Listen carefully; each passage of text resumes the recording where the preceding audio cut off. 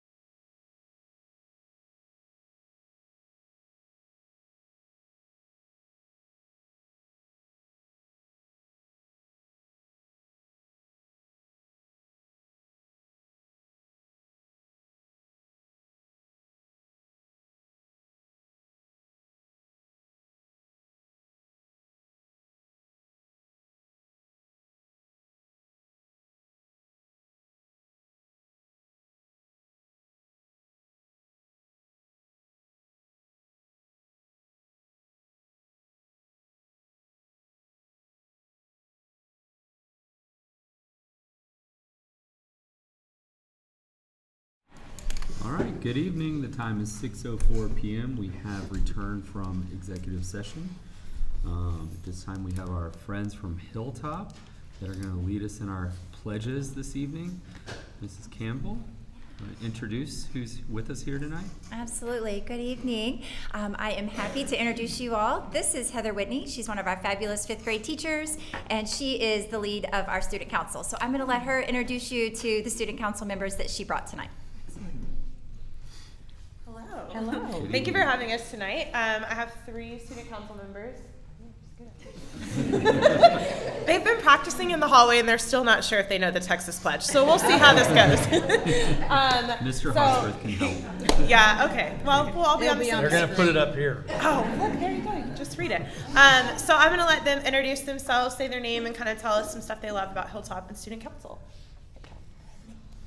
My name is Kellen Avery, and what I like about Hilltop Elementary is that our Horizons program teaches us how to do engineering and how to do good at it.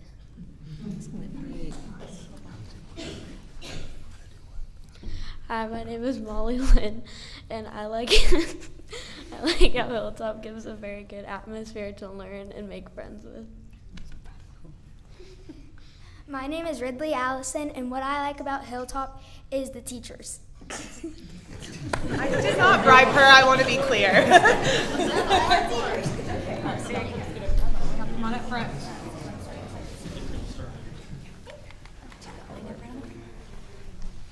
Okay. There you go.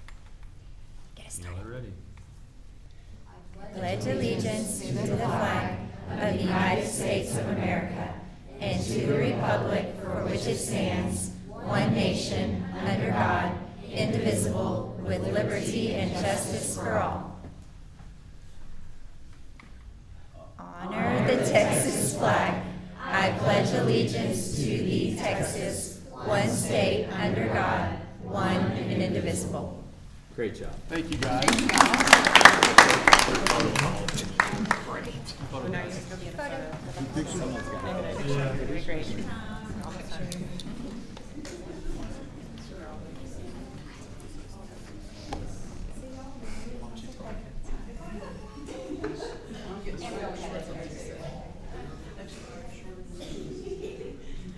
Great.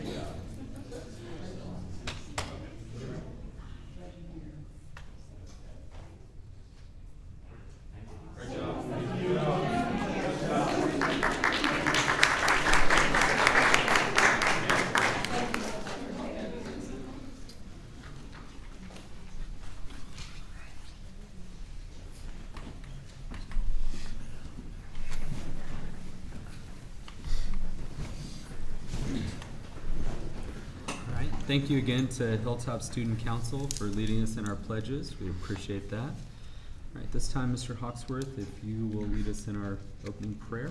Sure. Dear Lord, thank you for this day. Thank you for these administrators, both at the district level and the campus level, and all our teachers for this great year we've had. We're coming down to the end, and please give them the strength and the energy to finish strong as they've done all year long. I also want to thank you for all the community members that raise their hand and get involved in some way, shape, or form to support this district. They're vital to our success and our continued success, and I want to thank them so much and thank you for sending them to us. In your name we pray. Amen. Amen. All right. Dr. Carpenter, we have some special recognitions. We do. So we're going to start with our Eagle Ambassadors. So, do we have any of our Eagle Ambassadors here today? Come on up. Yeah. So we have our second cohort of Eagle Ambassadors here, the ones that could be here this evening. And this group met with us all year long, all things kind of a behind the scenes, if you will, of all operations in the district. And so they had the opportunity to graduate tonight, so we're going to celebrate them. But I think most importantly is they came in and asked great questions. They came in and really engaged with our administrators that led their different departments. We really appreciate them. They've done wonderful work going back out into their communities, their neighborhoods, and helping be an ambassador for the district. So would just like to give them a round of applause and thank them for being here this evening. So if y'all could help us do that, then we'll take a picture.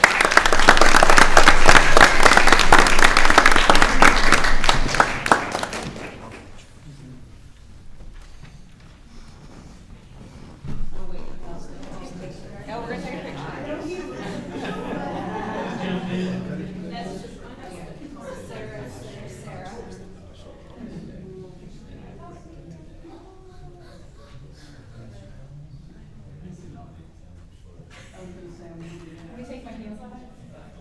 this evening we have Steve Alpati, we have Miss Fritz, Sarah Fritz, we have Paige Miranda, we have Melanie Samba, we have Aaron Reed, and we have Miss Hale. Got you on here too. Yes, Kimberly Hale. So I got back over my list. So thank you all for being here this evening.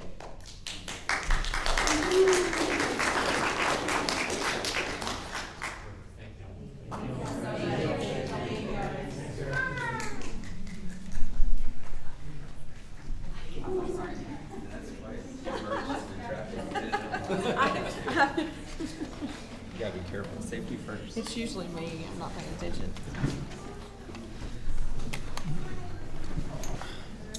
Okay, and the second group we want to recognize this evening is going to be our collaborative visioning committee that has committed a lot of time this year. We're going to have a presentation in a little bit to celebrate their final recommendation that they're going to have for us in a little bit. They've been working on a 5-year plan, if you will, in all organization departmental areas, but want to take a minute just tonight to recognize those that are here, and then you'll get to hear from them directly and during a presentation in a little bit. So if you are with the collaborative visioning team, I'm gonna call out our student learning group first. So if our student learning group is here, if you guys will come up. Robin Campbell, Dr. Dawn Jordan, Hillary Laird, Caitlin McGuire, Lauren Tullis. Those are our district representatives for student learning. And then from a community, we have Megan King, Jane Krzyzak, Josh Lively, Mohit Ranjan, Justin Schuff, and Katie Springle. So any of the community members here. And then student representative Kevin Cantrell. Is Kevin here tonight? I know our students are busy. So, okay. So this is our student learning group. So y'all hang on right there. Student experience, Renee Funderburg, Stephanie Kelly, Shannon Knowles, Donna Lumsden, Dr. Heather Quast. Community members, Candace Allison, Sarah DeVee, Jen DeLaporte, Erica Dietz, Angela Dixon, and Alyash Vimampali. Student representative, Grady Emerson, who I believe is on the baseball field right now, so he's not going to be here with us. Resource stewardship, Dr. Chris Daniel, Kristen Hubbard, Michael Lemish, Laura Risby, Liz Stewart, and Holly Williams. From community on resource stewardship, Brian Darnell, Connor Kane, Stephanie McLeod, Scott Morgan, Paige Reed, Megan Straken, and Joe Waite. Student representative, Sanvi Alpati.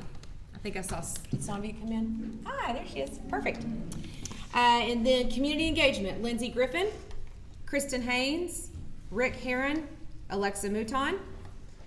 From a community, Saljani Alpati, Tyler Avery, Kim Gregory, Emily Holt, Susan Hoover, Leanne Newberry, and student representative Presley Hawksworth.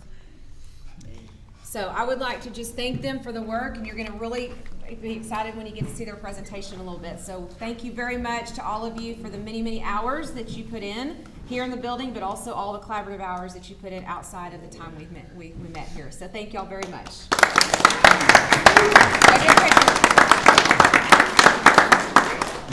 All right, big picture. Big picture, big picture. Big picture. This is fun.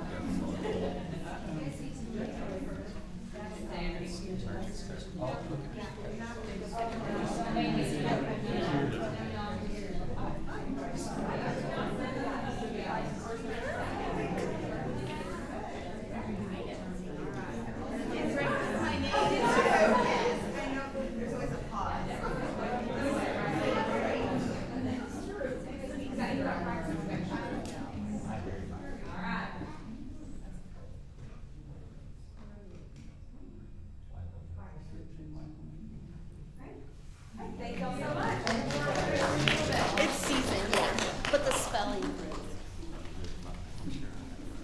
Yeah, if you want it. Let's see. Oh, we had to do the rest of it. Yeah, let's do. Yeah, let's do. And then move them up. Yeah.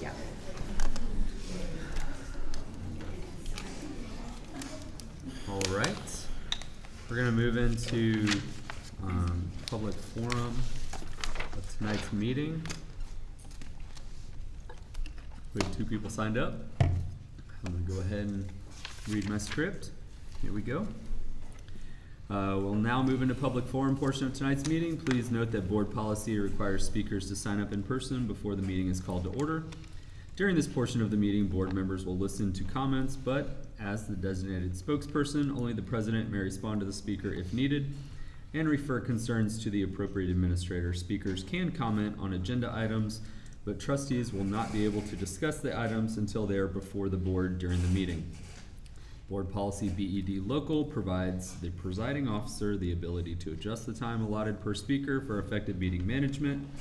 Pursuant to that policy, an individual's comments to the board at tonight's meeting shall not exceed 5 minutes. The presiding officer may reduce the allotted time for each individual to speak to no less than 1 minute for effective meeting management. Speakers are not allowed to receive time from other individuals. Tonight, each speaker will receive 5 minutes. Specific complaints about individual district personnel are to be processed through the district's grievance policies as set out in district policies DBA, FNG, and/or GF. Speakers are not permitted to refer to individual students or employees by name during the public comment period. Additionally, if you have a pending grievance that may come before the board in a level 3 hearing, please refrain from addressing the topic of your grievance except through the grievance process. Per board policy BED and this board's operating procedures, the board will not allow disruption of the board meetings by members of the public. If, after one warning from the presiding officer, any person continues to disrupt the meeting by words or actions, the person will be removed from the meeting. All right. Okay, we have 2 people signed up. Our first speaker tonight is the reigning Argyle High School Teacher of the Year, Stephen Orlowski. Hey, Mr. Orlowski, there you go. And he wrote all of that. Thank you for the kind words. Mr. Orlowski, you have 5 minutes whenever you're ready. Okay, thank you. For those who don't know me, my name is Stephen Orlowski, and I teach U.S. History at Argyle High School. Last week, the Texas House approved not only House Bill 2, which provided almost $8 billion for public education, but also Senate Bill 2, or vouchers or ESAs as you know them, after hours and hours of proposed amendments, debate, and passionate testimony. When Senate Bill 2, the voucher bill, was passed in the early hours of the morning last Thursday, public education did not win. Our students did not win. Our community did not win. Our teachers and staff did not win. Bullying, out-of-state money, and out-of-state influence won. Regarding House Bill 2, I want to state that I am greatly appreciative of our ISD's House Representatives' actions to increase the basic allotment beyond the amount originally proposed in the bill. Something is better than nothing, but something could have been and should have been much more. All our elected representatives who serve Argyle ISD in the legislature voted to pass this voucher bill. They chose to take the path of least resistance rather than fully fund the over 5 million Texas public school students, of which over 6,000 make up Argyle ISD. For the past several months, we have been bombarded with propaganda from the governor's office about myths and facts regarding Texas public schools. Not surprisingly, almost all myths were facts and all facts were myths. I talked with some who said they would consider private schools based on where they live in the DFW area, but firmly believe public education should be fully funded and not this voucher program. This is what Texans want, desire, and deserve. That's also what the Texas Constitution requires. Article 7, Section 1 clearly states, "It shall be the duty of the legislature of the state to establish and make suitable provision for the support and maintenance of an efficient system of public free schools." This voucher program in no way supports free public schools and is a workaround to benefit the few at the expense of many. Anyone who's paid attention to this whole issue knows the voucher won't even cover the cost of tuition. Additionally, nothing in this voucher program is conservative. It is exactly the opposite, and everyone knows it. This program creates a whole new bureaucracy that plans to grow at a very fast, aggressive pace, and taxpayers are the ones paying for it. That money will certainly be diverted from public schools like ours. Last Wednesday, before the debate and votes on both school funding and ESAs, there were reports that Democrats and Republicans were considering an amendment that would send the vote on vouchers to the people of Texas through a referendum. Here's where the bullying went into full effect. Governor Abbott met with all House Republicans the morning of both votes. I'm certain the message was clear and was nothing the governor hadn't said in previous years. There would be political consequences for those who did not vote for ESAs. So what exactly are our taxpayers going to? We are paying a subsidy to those who can afford private schooling and are already there. Does that sound like school choice? I would bet that in this district there is a strong majority of our constituents who oppose vouchers. All our representatives ignored their constituents and did what was best for them. They've made their beds, it's now time for them to lie in them. This is where we need the community's help. We need you to contact our representatives and let them know that public schools must be fully funded. Most importantly, I encourage everyone in this district to contact Senator Tan Parker immediately and tell him that House Bill 2 cannot be cut or shortchanged from what the House agreed to. The Senate still has the power to reduce what the House allocated. Don't allow them to take more from our schools, our staff, and our students. Finally, you need to know how much this district cares about school funding and advocacy. Besides myself, 2 staff members at Argyle South Elementary, 5th grade teacher Maddie Fairchild and assistant principal Katie Hayden have been completely devoted and dedicated to advocating for public education. Mr. Westrom proposed an amendment to our House reps and has stayed in constant contact to stay in their ears. If you want more info, Mr. Westrom's district incentive allotment was a suitable, realistic proposal to fully fund high-performing, achieving districts like ours. Finally, Dr. Carpenter has continuously shown she values the input of all aspects and groups in Argyle ISD. Her leadership and guidance have been extremely valuable and meaningful in allowing us to use our teacher voices. Find me another superintendent and trustees who have talked the talk and walked the walk for public school funding. In closing, I want to finish with a quote my family and I took in during Easter church service this past weekend. Hope for the future gives us power in the present. As an AISD teacher and parent, I encourage everyone to share their stories, advocate for students, and hold our elected representatives accountable to our needs and our desires. I would like to say more. Unfortunately, I don't have time. But with that, I thank you for listening and appreciate your attention.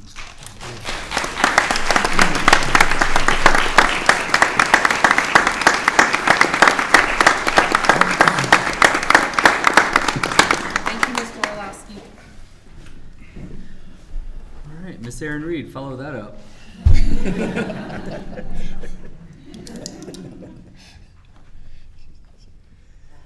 The best of the best right there. Good evening. You have 5 minutes. The floor is yours. Good evening. I just wanted to take a moment to express my heartfelt gratitude to the school board and the administration for the incredible time, effort, and care that went into the Eagle Ambassadors program. It was a remarkable opportunity for our community to gain an in-depth understanding of the inner workings of the district, something that often goes unseen. You didn't have to open your doors after hours or dedicate the countless hours of preparation, presentations, or conversations, but you did. And in doing so, you made it clear just how committed you are to transparency, education, and partnership with the community. And that kind of leadership doesn't go unnoticed. I wholeheartedly encourage anyone who loves this district to participate in the program should it be offered again. I also want to sincerely thank you for approving the upcoming bond proposal. It's clear that it was thoughtfully and strategically developed. It not only addresses our district's immediate needs and pressing needs, but also wisely anticipates the significant growth that we know is on the horizon. It's an investment in both our present and our future, and I look forward to celebrating its passing and the continued commitment to serving all the students in this district well, like you always have. Thank you again for your vision, your time, and your unwavering dedication to our students and our community. Thank you.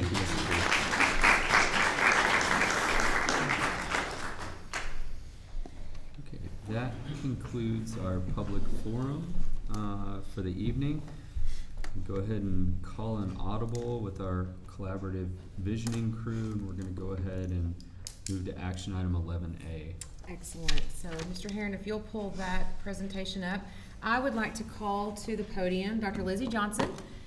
Dr. Johnson was instrumental in helping facilitate this community group this year. What I love about her process is she truly goes with the recommendations of what the values of the community is. And so nothing comes in predetermined. It's very organic, very authentic. And I believe that if you were with us at the very beginning to the time we finished, you would see that it's a messy process. And we went through several iterations, but ultimately came to a final recommendation that we're very excited to deliver to you tonight. So it's going to be, this will be sort of a collaborative and combination presentation, but we're going to let you start off and welcome. We're glad you're here, and thanks for coming to see us this evening. Awesome, thank you. Well, good evening, Board of Trustees, Dr. Carpenter. I call it simple but complicated, just as she explained, and that's what we went through in this very room with the committee. And we actually started this back, if you'll recall, in September with all of you from the very beginning, where we did the 3-hour workshop and we put all of the items together. So even that far back, that's how long this has been in play. And so I just want to remind you, and these were some things we talked about when we met in September, about the 4 areas that collaborative visioning actually helps the district do, and that's to clarify its vision, mission, core values, and motto, which is what you worked on. And if everyone will look to their left, we have them here on our banners tonight, and we're very proud of them. And it's just such a great way to put out the true message of all the amazing things happening in Argyle ISD.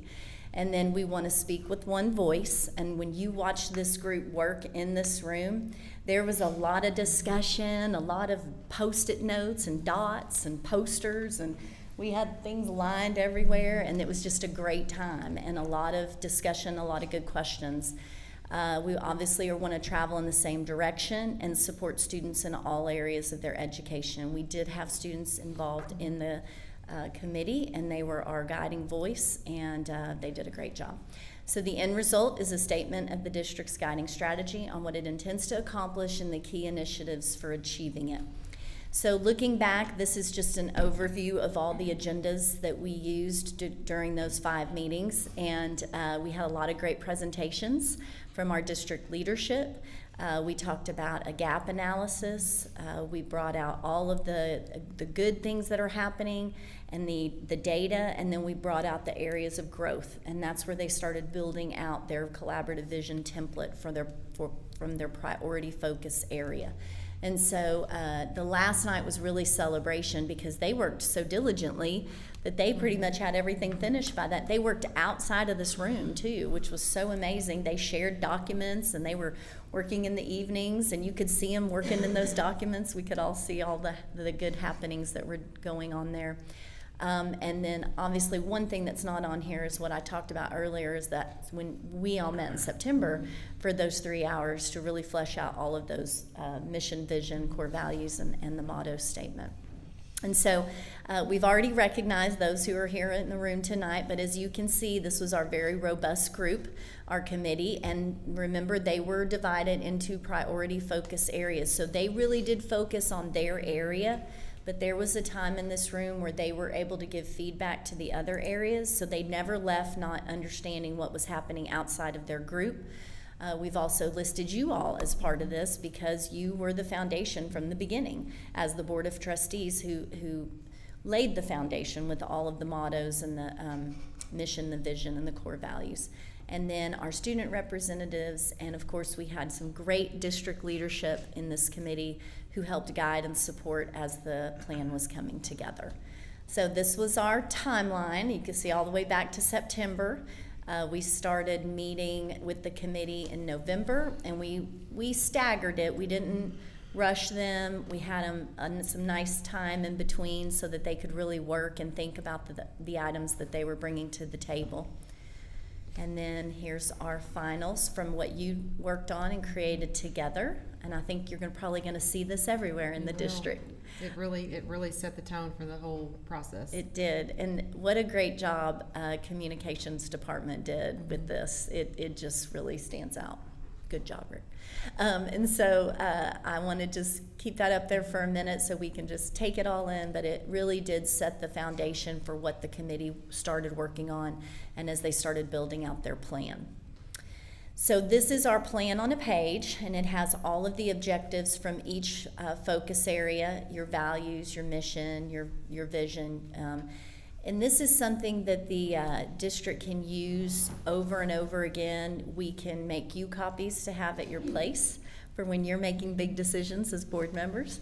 I've talked to Dr. Carpenter about having these in the campuses so everyone can see them, and it's a good reminder of where the district is going and the collaborative vision that is being set forth. And I'm going to turn it over to Dr. Carpenter for this part. So back in September, obviously when we did the workshop and you worked through setting the mission, the vision, the core values, the tagline, all of those parts, done a lot of thinking, a lot of reflecting just over that time really on why Argyle for me, because I felt like for me that gave me a sense of how I would move forward with this collaborative visioning plan once it was adopted. And I think that what really stood out to me and I continue to think about over these months is the words that you use, tradition and values. I've spent time with staff, I've spent time with community, and really understanding what's come before us and what's built us into this point. I think one thing that really jumped out was during the Bond Growth Planning Committee, Coach Rogers came in, and our athletic director, and he's been here 22 years, is that correct, Ms. Stewart, about 22 years?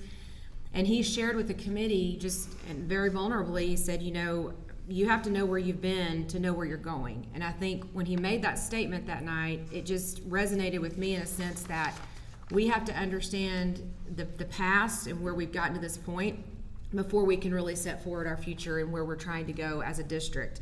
And so that really kind of rang true. And it's funny because he's been out with us when we did some of our community bond presentations, and I want to give him credit for this because he has taken the time to go back and talk to board members from the 90s before this district ever went to one high school.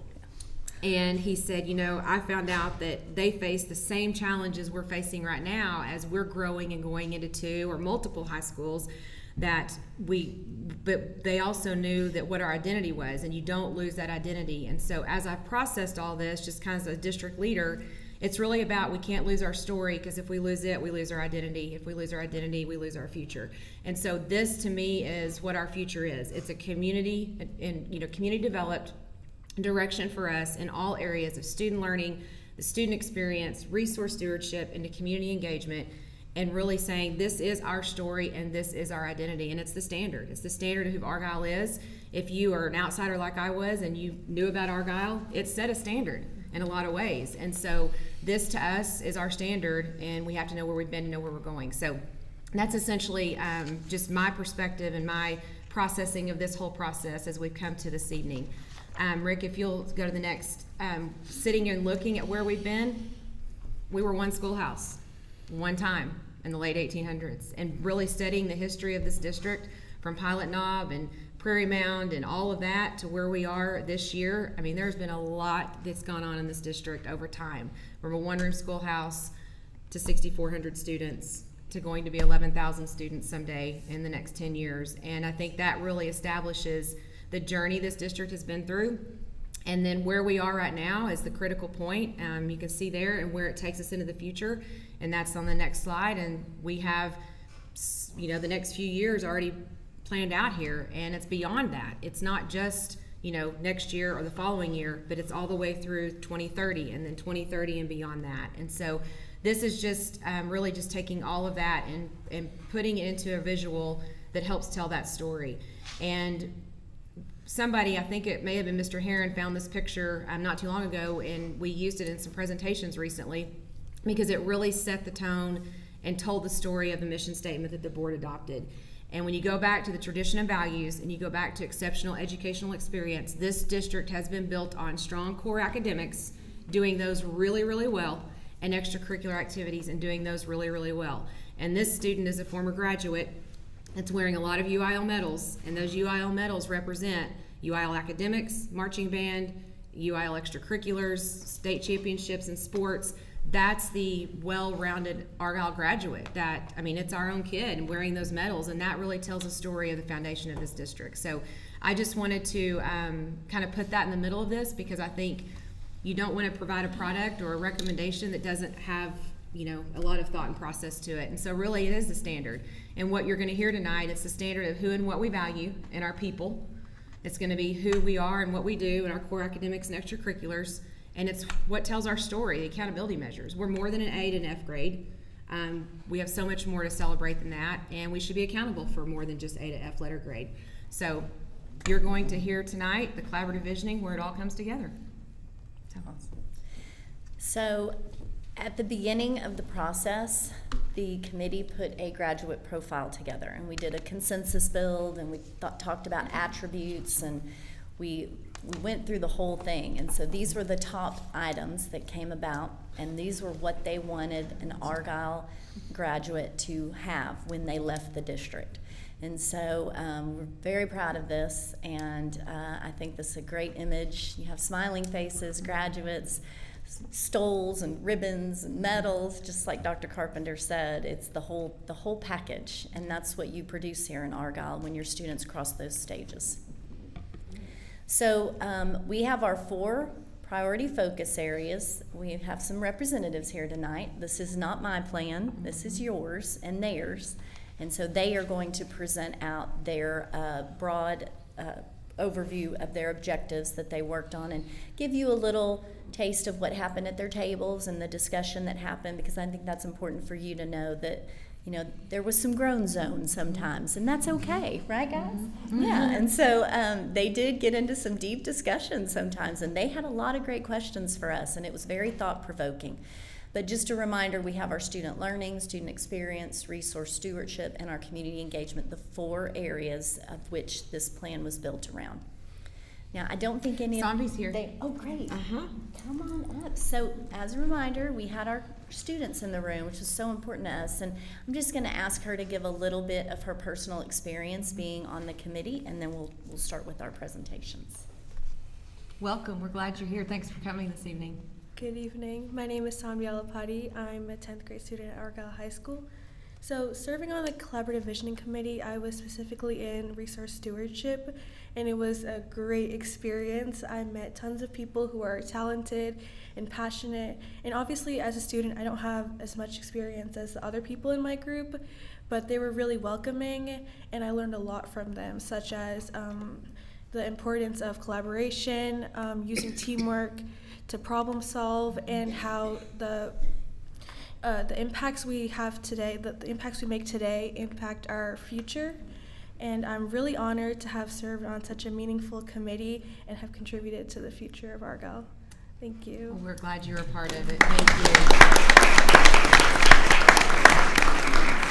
It was great to watch the adult members of the committee go talk to the students and ask them questions, and you want them in the room, you want their voice to be heard. And so at this time, I'd like to call up our student learning representatives. So we have Dr. Dawn Jordan and Hillary Laird. Okay.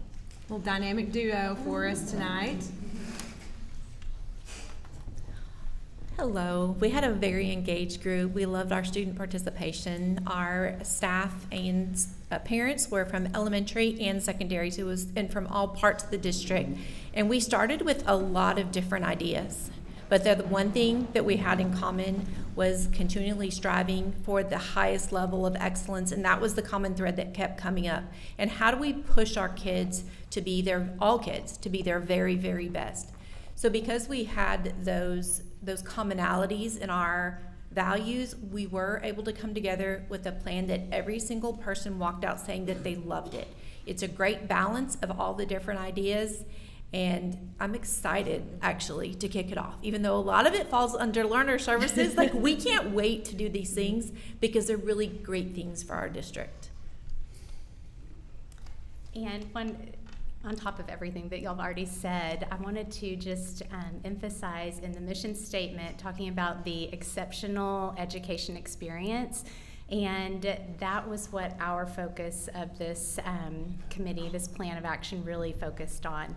And it's one thing to say those words and to have that as a mission and a vision, but we were able to really break that down into a plan of action and what that really looks like in the classroom for our students. And reflecting on the graduate profile, starting with that was a great piece for us to come together on and then have that as our big idea. And when we looked at that graduate profile, it wasn't just any graduate profile. It was the Argyle Eagle graduate profile. And that's what we wanted the plan of action and the objectives to mirror. What does this look like? How are we different than other districts? And so the objectives that we followed and then the plan of action really mirrored that. And the collaboration from our group, I have to say, Kevin Cantrell, our Argyle High School student, he was amazing. I hope you're listening, Kevin. And his input was invaluable to this process. And the parents on the committee, the educators on the committee really came together. We had great discussion. There was a lot of differing opinions, but the ultimate goal was what is best for our students, and that's what we ended up with. So I think it was a wonderful process. I was honored to be a part of it. So thank y'all for allowing it. Thank you. And I just want to state, I know you have the full Yes, document, they and so we're did. just hitting the highlights tonight. And so this was the objectives for the student learning. And next we have student experience. Ms. Lumsden and Dr. Quast, another dynamic duo. Here we go.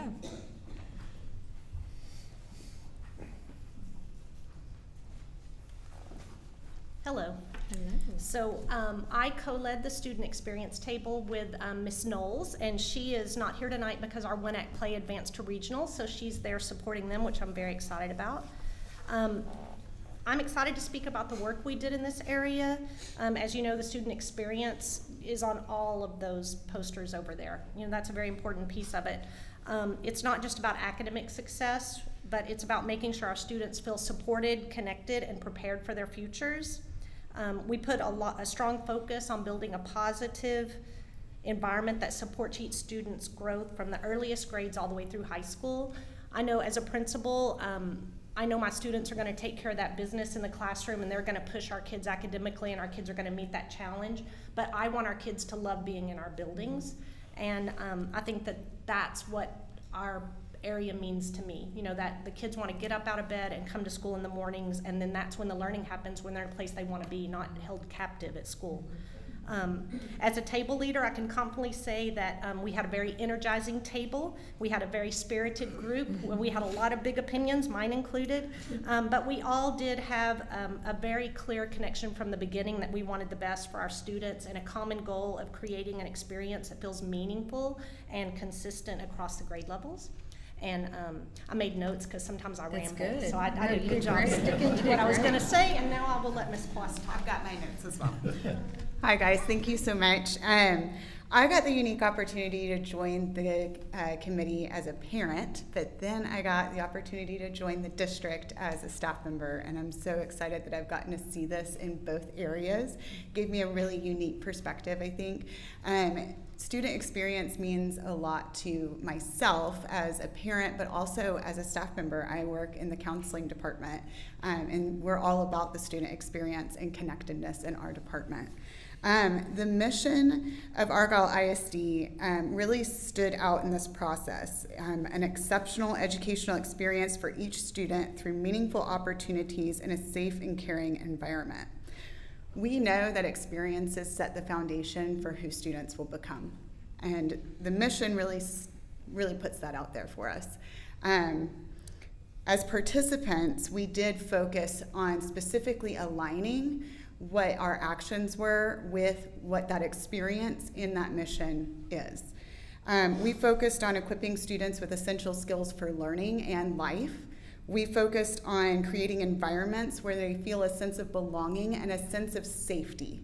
Not just that they're safe, but that they feel safe.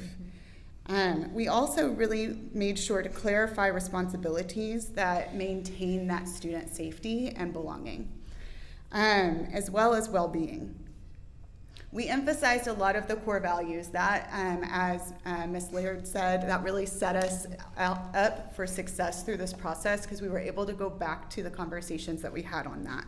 And so we really emphasized things like respect, integrity, wellness, kindness, meaningful relationships, but also preserving the district's commitment to academic excellence through all of that. So we had all of those conversations, and that's where it got spirited sometimes. But we also had a lot of conversations about our current practices, and we really targeted where are our areas of growth in order to create experiences and that sense of belonging that our children need in order to develop in a healthy way. and be able to lead healthy lives beyond us. We wanted to create consistency across all grade levels and campuses. This is very important to us, that the same message is being given to all of our students, and that they're all receiving this together. It makes that community even stronger. These strategies really honor our district's tradition and values while ensuring that our students, staff, and families feel connected.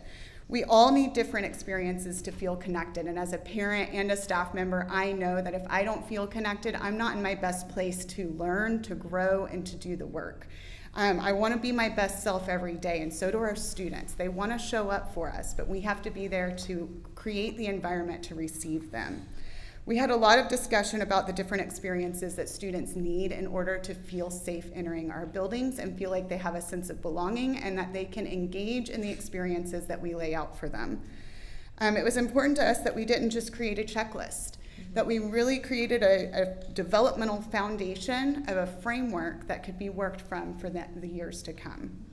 So we're very excited to help prepare our students to reach their full potential as leaders and help them get ready for future challenges. So thank you so much for your time. Thank you. Next, we have resource stewardship. All right, this is a big team. Yeah.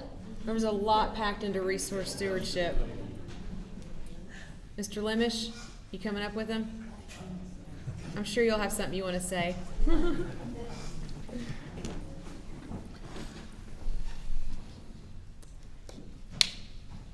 So for resource stewardship, our table leaders were Ms. Stewart, Mr. Lemish, and myself. And in order to provide a exceptional education experience, you have to hire really good people. You have to be fiscally responsible, and most importantly, you have to have a safe and secure learning environment. And so our committee, our table, worked really well together. We agreed on many, if not most things that we discussed. We came up with new ideas, specifically in regards to hiring and retention of staff. One of the things specifically that we talked about, it's kind of a minor thing, but it's a big thing in the HR world, is our substitute teachers and looking at ways to incentivize them to want to work here. And so we looked at some options for when you work a certain number of days consecutively, you get some type of a higher payment or a bonus for that, and that came from the group, that didn't come from us. Do you want anything else? Okay. And then Paige Reed is here. She was our community representative. We also have quite a few of our community our members here. We have Laura Risby, who was up earlier, and Brian Darnell, who has graduates of Argyle ISD. They are no longer in school, but he is still involved.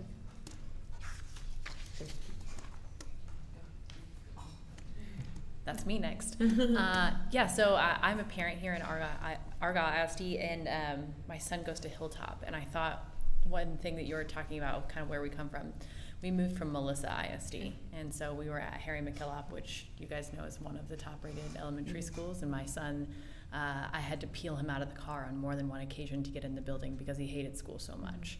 I've never had to peel him out of the car to go to school here. He participates in Horizon, he is in extracurricular activities, and he absolutely loves going to school again, and that is incredible. And I think it just is a testament to how this district has been designed and the strategy that has been in place since long before this collaborative visioning committee came together.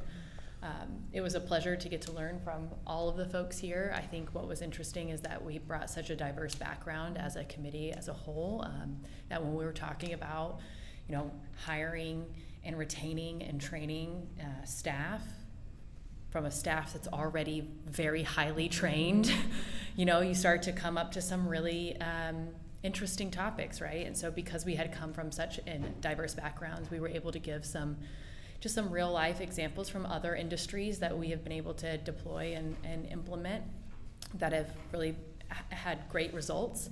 And so it was very nice to see some of those recommendations taken seriously. And I think what was really interesting is Mr. Lemish, who probably will always sell himself short, said something at the very beginning that's always stuck with me is we've never waited on anyone to tell us how to keep our kids safe. We've always set the standard for that.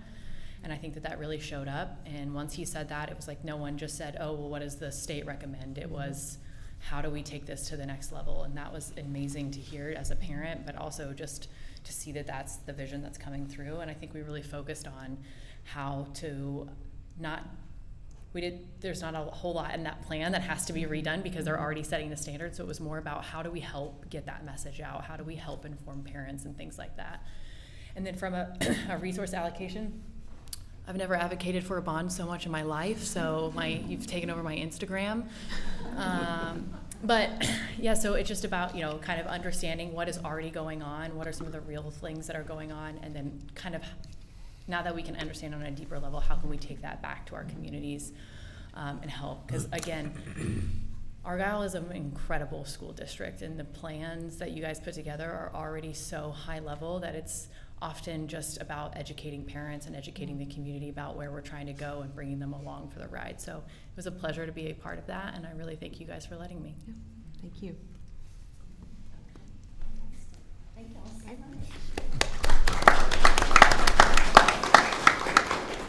And last but not least, community engagement. You need somebody to take a picture of you. Here, Dr. Johnson will do it. A selfie from the podium. Really? That's what we're doing here. So our focus area was community engagement. I will say Mrs. Haynes was a big support, helping lead this table. I had to miss one of the meetings and came back, and all the ideas had exploded on the chart. So it was fun. It was fun to lead this group. It was a wide ranging of opinions and perspectives from parents who had been in other districts that are similar to ours, which brought a great perspective, to Eagle partners that served on the committee, to basically a lot of different visions and a lot of different perspectives that were valuable to our group. Emily Holt, I think we had to leave. She's an Eagle partner, mom. So all these perspectives were great to really collaborate and just generate a good foundation for the community engagement piece.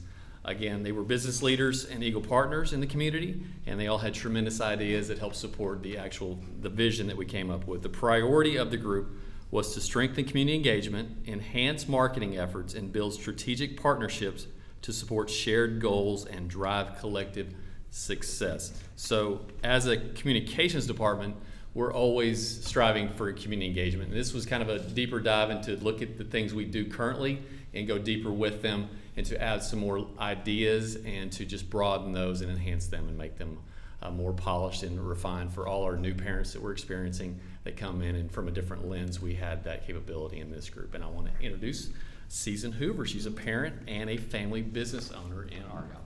Thank you. Well, number one, it was a privilege to be asked to serve on this committee, and it was a ton of fun.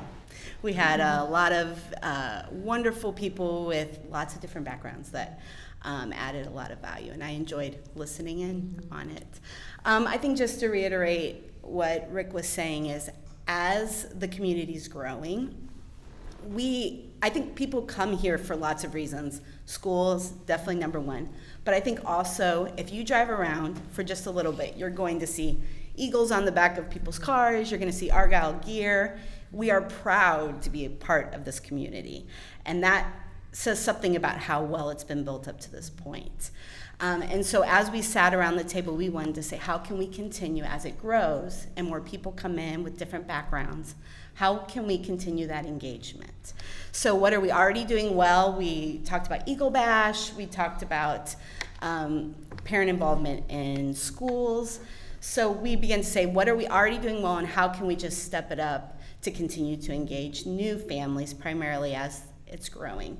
So we talked about breakout sessions from Eagle Bash that kind of clues parents in on, these are traditions. This is what a mom is. This is what homecoming is. These are Argyle traditions that we have had over the years. And so it helps integrate new families into what we already have here.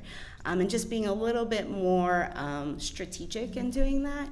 Serve days that bring the community all together, that we're working for the betterment of the community as a whole, not just caring about where your kid goes to school, but all of the schools as a whole. And so it was a privilege, and we had a blast. And so hopefully some of the ideas we came up with will continue to help us just grow in unity as a community.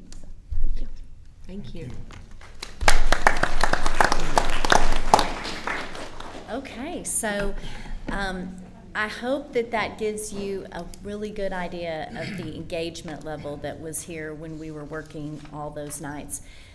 I just want to say it's always a privilege to work here, but I just love this committee. And I really mean that. It was no high stress. You know, we weren't talking about taxes and things like that. It was very positive. Everyone was so excited. And the feel in the room every night was just like, let's do the right thing for kids, and let's have some really good goals that we hit for our students, and we make this just place even better than it already is. And so with that, I just want to thank you for trusting me with your group and with your visioning, and I'm going to open it up for your questions and comments. Sounds good. I'll go first. All that. You've been taking notes I'll down go there, first, so let's last. go. I first of all, thank y'all for participating. Thank you, Dr. Johnson, for leading it, and the staff, and for participating as well and making extra time for it. And Dr. Carpenter for putting this together as well. You know, I think that one of the things that this helps me with as a board member is when I understand what the standard is, and I understand what our mission, vision, and values are, it helps me with how we invest our resources. You know, because that's one of the most important things we make decisions on is how are we spending our money. And I think when you have these types of criteria and goals and standards set out, you make sure that you're investing your money that way. It needs to reflect your priorities. The other thing I'll say is, as it relates, is for me, is one of the hardest things as a board member for me is as we grow, is, you know, what do we want to be? Where do we want to go? Do we want to try to be all things to all people, or do we want to focus on what we do well? And I think sometimes public education is under attack. Public education has brought some of that attacks on itself when it tries to be all things to all people. One of my sayings is sometimes less is more. When I talk to other superintendents that have been through things, and they talk about how they grow and they add these things and they add all these neat things to do that are cool hobbies and maybe student interest in, but it becomes very expensive and it stretches your resources thin. And so there's this tough balancing act I think as a board member of saying, do you add that? Is it sustainable? You know, and so I like about this is that it says, hey, you know, focus on the core. Focus on the core subjects. Focus on the core extracurriculars. Understand where you've been to know where you're going, and invest in those things. And that's just one of the takeaways that I have. Not that we won't add things or do things, but that's where our investments need to be. You know, people knew what Argyle was. It didn't do all things for everybody. It didn't have the broadest curriculum, the broadest extracurriculars. But what it did well.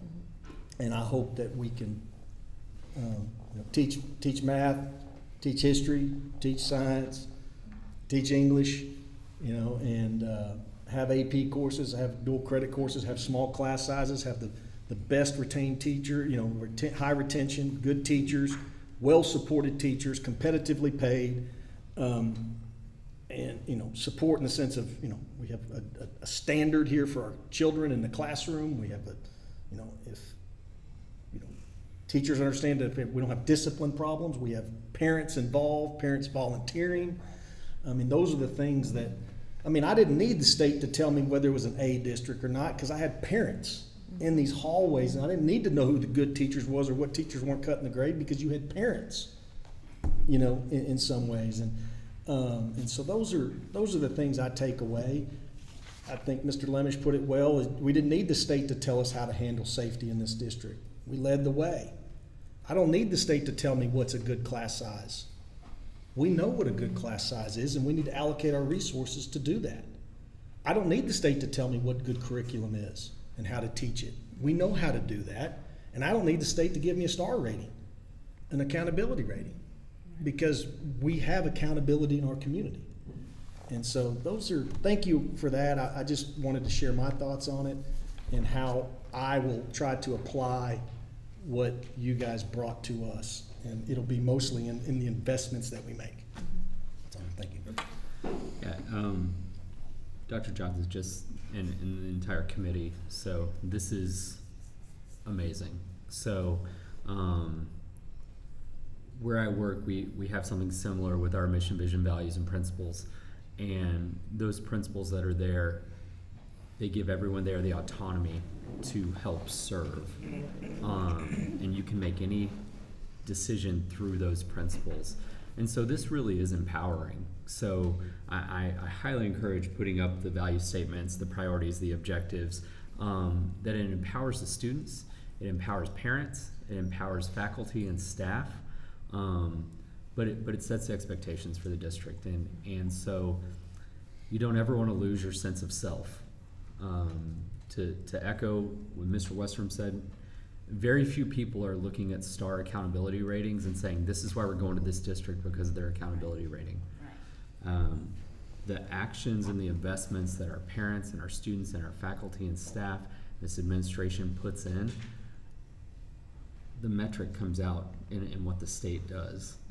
But people are moving here for the standard because Argyle stands out, and we don't stand out for just some weird anomaly. We stand out for providing academic excellence or expecting academic excellence and helping inspire our kids.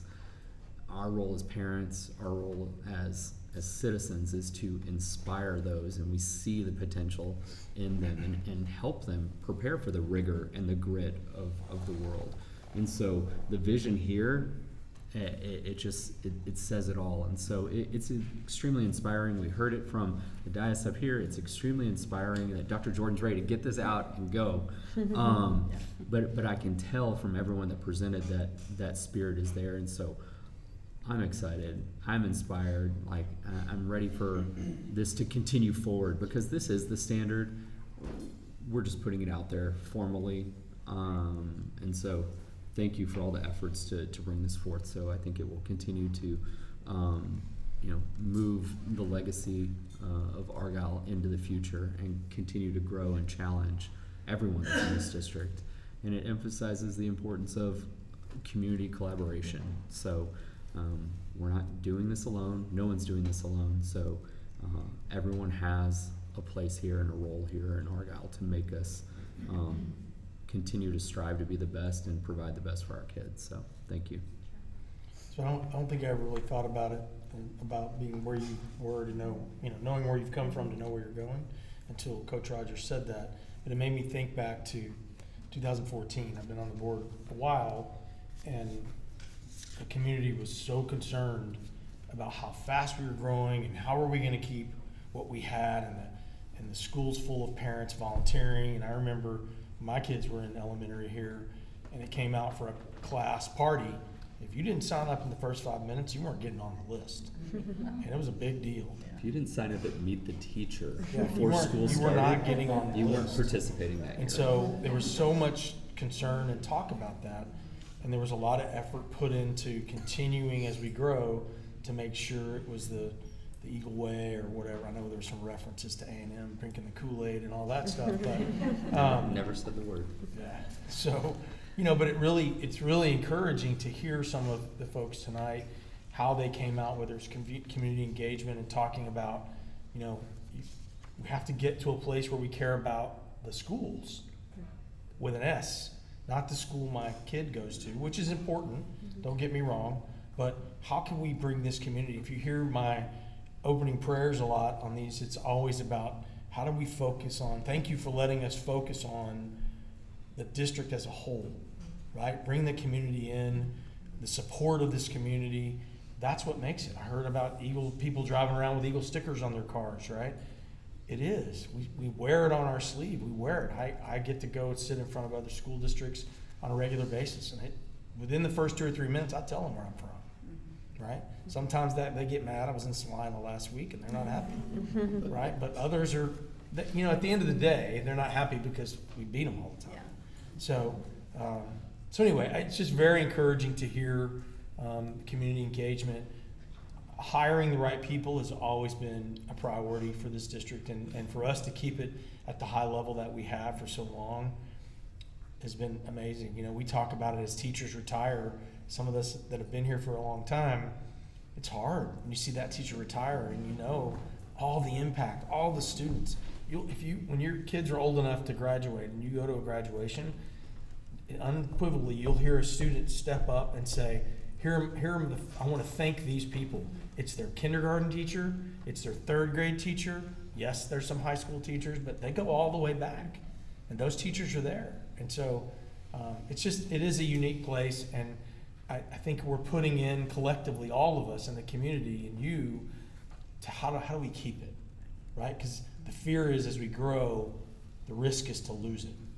And I love the idea of at the Eagle Bash having breakout sessions. Say, listen, if you want to be an Eagle parent, this is what you got to do.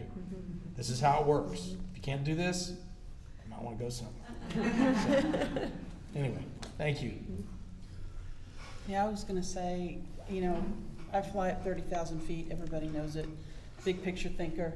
And I love this piece because I love the fact that you took what we started with and you made it grow and you operationalized it in some respects. I love what you said about your son. That really spoke volumes to me when you have a kid that really didn't want to go to school, goes to Hilltop or any one of our elementary schools, just happened to be Hilltop, and just so welcoming that, you know, they just want to be there every day. And that's the culture that we want to have in all our schools. And I believe we do. So it's just, kudos to the entire staff and everybody that's in here that does that every day, because you're the ones that do the work. We don't, you do. And the other thing, you know, I agree with, for me, the less is more. You know, keep it simple, keep to these core values. Always focus on them. Don't make it complicated, because it doesn't need to be complicated. It's actually pretty straightforward and pretty simple in a lot of ways. You just have to be consistent and caring and loving, and educate yourself and know what it is that you want to focus on and continue to move forward. And I love it too. You know, I agree with Mr. Westrom that, you know, when we make these decisions that are thousands of dollars, hundreds of thousands of dollars and things, you know, where are we going to put our money? Or the district's money, our money, everybody's money. It's my taxpayer dollars too. So, you know, where are we going to put our money? And you want to put it into this, you know, and you want to make sure that you always have something to rely back on and focus on. And we have like the greatest staff on the planet. I mean, I cannot tell you as a school board member, when I get to go out and visit schools, and you know, the campuses, the teachers, everybody is just so welcoming, so loving, so caring, which is such a great part of this. But in addition to that, they're actually great educators. I mean, you know, they're doing their stuff, and everybody just got their own way to do it. And I've always said there's an art and science to teaching. You know, the science piece is kind of the pedagogy piece to me and all of that, the kind of how-to.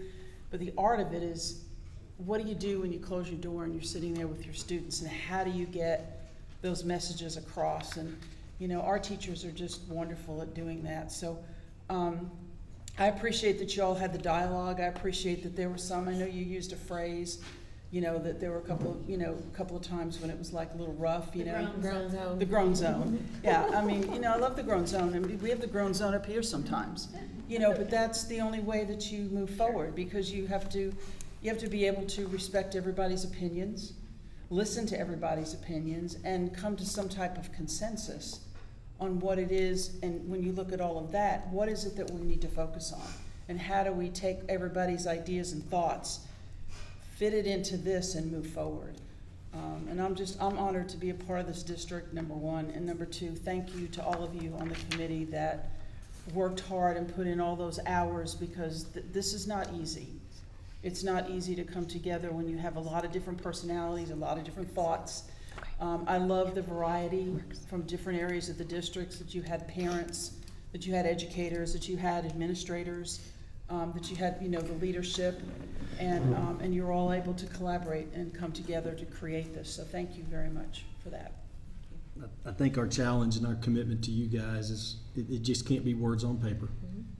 And we can't just be celebrating all this, kumbaya moment. It has to, our challenge as a board member is to make sure that we make the investments that fit with the mission, the vision, and the core values. So that's my commitment to you guys for the commitment that y'all make.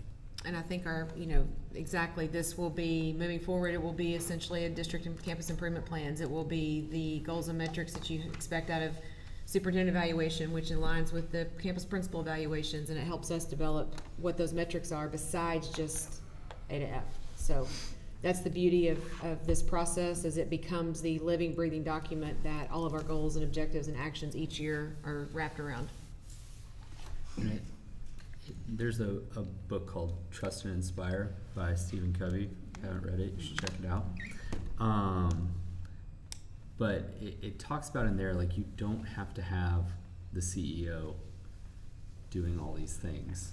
The CEO doesn't have to buy into it for you as an individual to make a change and start that initiative. So although we're grateful that from the top down, this is the standard, I think everyone's individual ownership of knowing what the standard is and what the expectations are only helps strengthen us. And so everyone taking a time individually to look at, collectively, we're doing well because individually we're taking ownership for what the standard is. So. Okay. Thank you. Thank you. Yeah. Thank you. Thanks, Thank you. Dr. Johnson. Yep. Okay. I will. I know this began a little while ago, but this is an action item, so I will entertain a motion to approve action item 11A, approving the collaborative visioning plan. So moved. Mr. Matthew Slayton with a motion to approve. Do I have a second? Second. Is that Mr. McDowell? Yes, sir. All right, Mr. McDowell with a second. Any further discussion? All in favor say aye. Aye. Any opposed? All right. Thank you all again for being here. Appreciate it. Thank you all so much. Appreciate y'all very much for being here. Let's give them one real round of applause. They did a great job. And you're welcome to stay. We're not asking you to leave. You don't have to leave. You don't have to leave. Thank y'all very much. This consent agenda, it could be spicy. Sandy, thank you for speaking. We appreciate you coming tonight. All right, we'll move on to the consent agenda. Here are the donations for April 2025. We have JRE PTA, $250 for the Garden Club. We have Denton Farmers Bureau, $250 for the Garden Club. We have JRE PTA, $1,500 for a Patrol Stories guest speaker. We have Hilltop Elementary School PTA, $220 for the Kinder field trip. We have Town of Argyle Police Department, $1,500 for Red Ribbon Week. That's $375 to each elementary campus. And then ABC, fiscal year 2025, number 17, $2,872.43. Baseball field lettering. Total April donations, $6,592.43. Okay. Does anyone have any questions on any of the consent items? And I'll entertain a motion to approve the consent items as presented. So moved. Mr. Hawksworth, motion to approve. Do I have a second? Second. Dr. McKay with a second. Any further discussion? All in favor say aye. Aye. Any opposed? All right, thank you.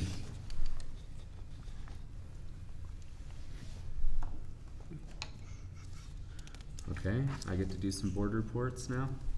It's my section. I think it is. It is my section. Okay.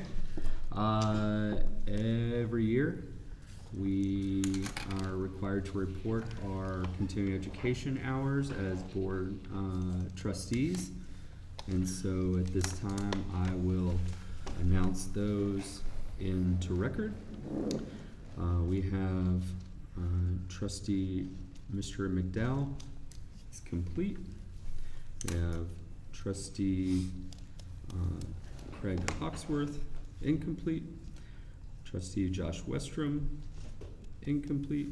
Trustee Leanne Artho, complete. Trustee Dr. Leona McDade, complete. Trustee Matthew Slayton, complete. Trustee Sam Slayton, complete. That's all I have to say about that. Good. I've fulfilled that requirement for our April reporting.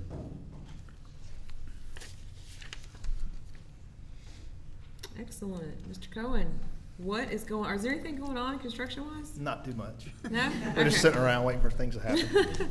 The sun has been Can out. you work on 377 then? If you got all this extra time? Can I work on 377? No. Okay, all right. Don't want to work on that.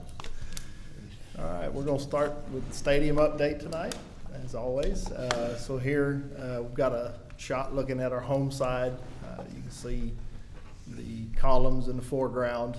Those are continuing. They've probably got 3 or 4 more pours before they get all those knocked out. That's for the grandstands.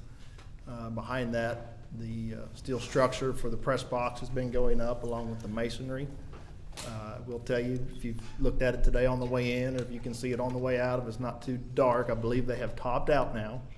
So the top of that masonry is basically as high as the press box is going to be. So it will eventually get surrounded with structural steel, and you won't see that anymore very soon. You can also see in this picture we've got our new poles for our field lights back up. So they were able to repurpose all the lights from the poles we took down. We've now got 120-foot poles, whereas we had 80-foot tall poles before. This is just an overhead shot of our indoor activity center. This is showing progress on the grade beams. In this shot, half of them are poured. They're actually completing the other half right now, working on the last truck, making it a late evening. This is a shot of one of the concession stands on the home side. This would be the one at the south end. So they've started with the masonry walls going up on that building. And that'll continue, and they'll move over to the other 2 as they complete this one. Did you say you repurposed the lights? We repurposed the lights. Yes.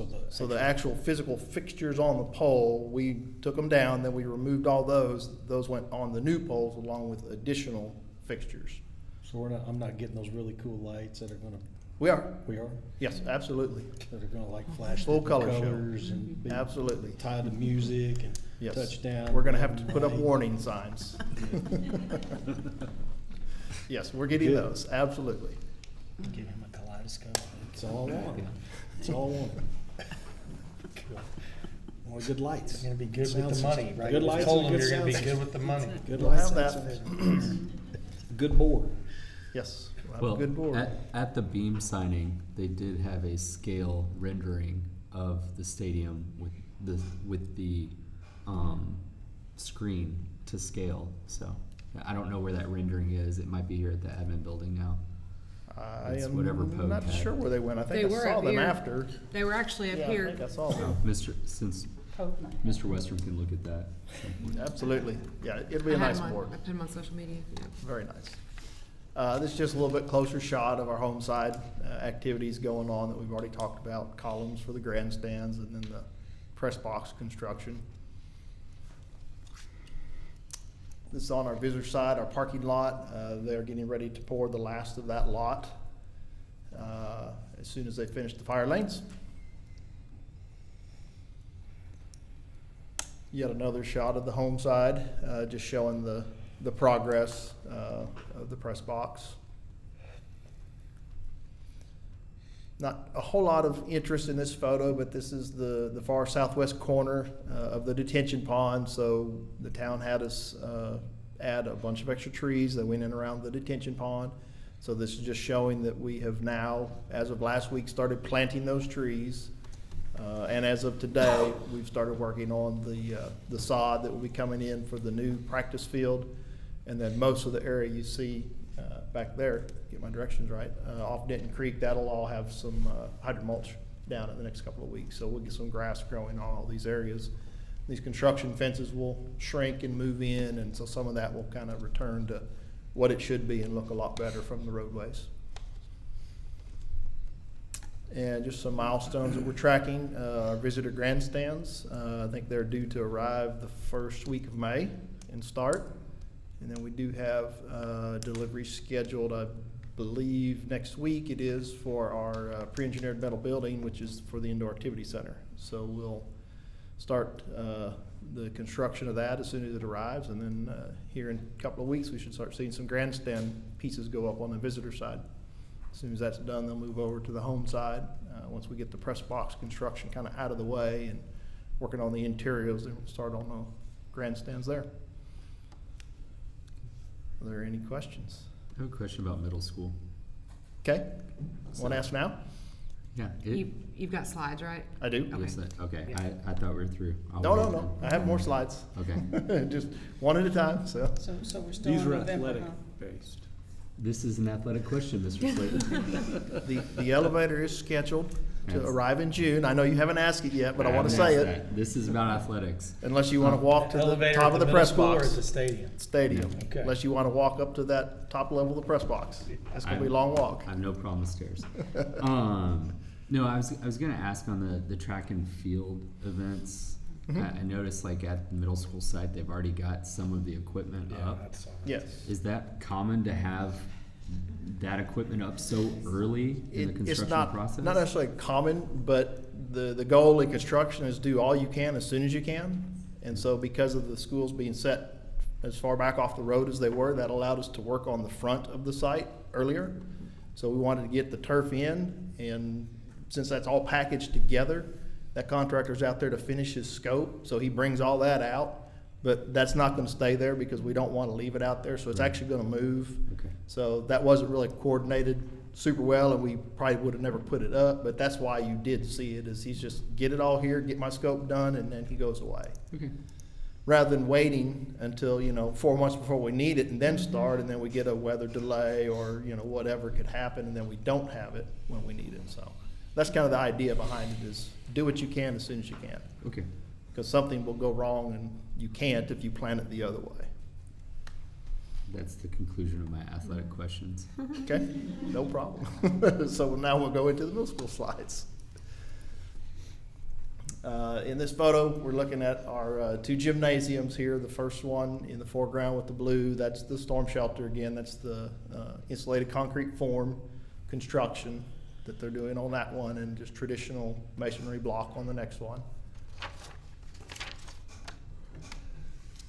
This is just an overhead look at some of the grade beam work in the classroom wing. So you can kind of see the courtyard taking shape, so the classrooms will surround that on 3 sides.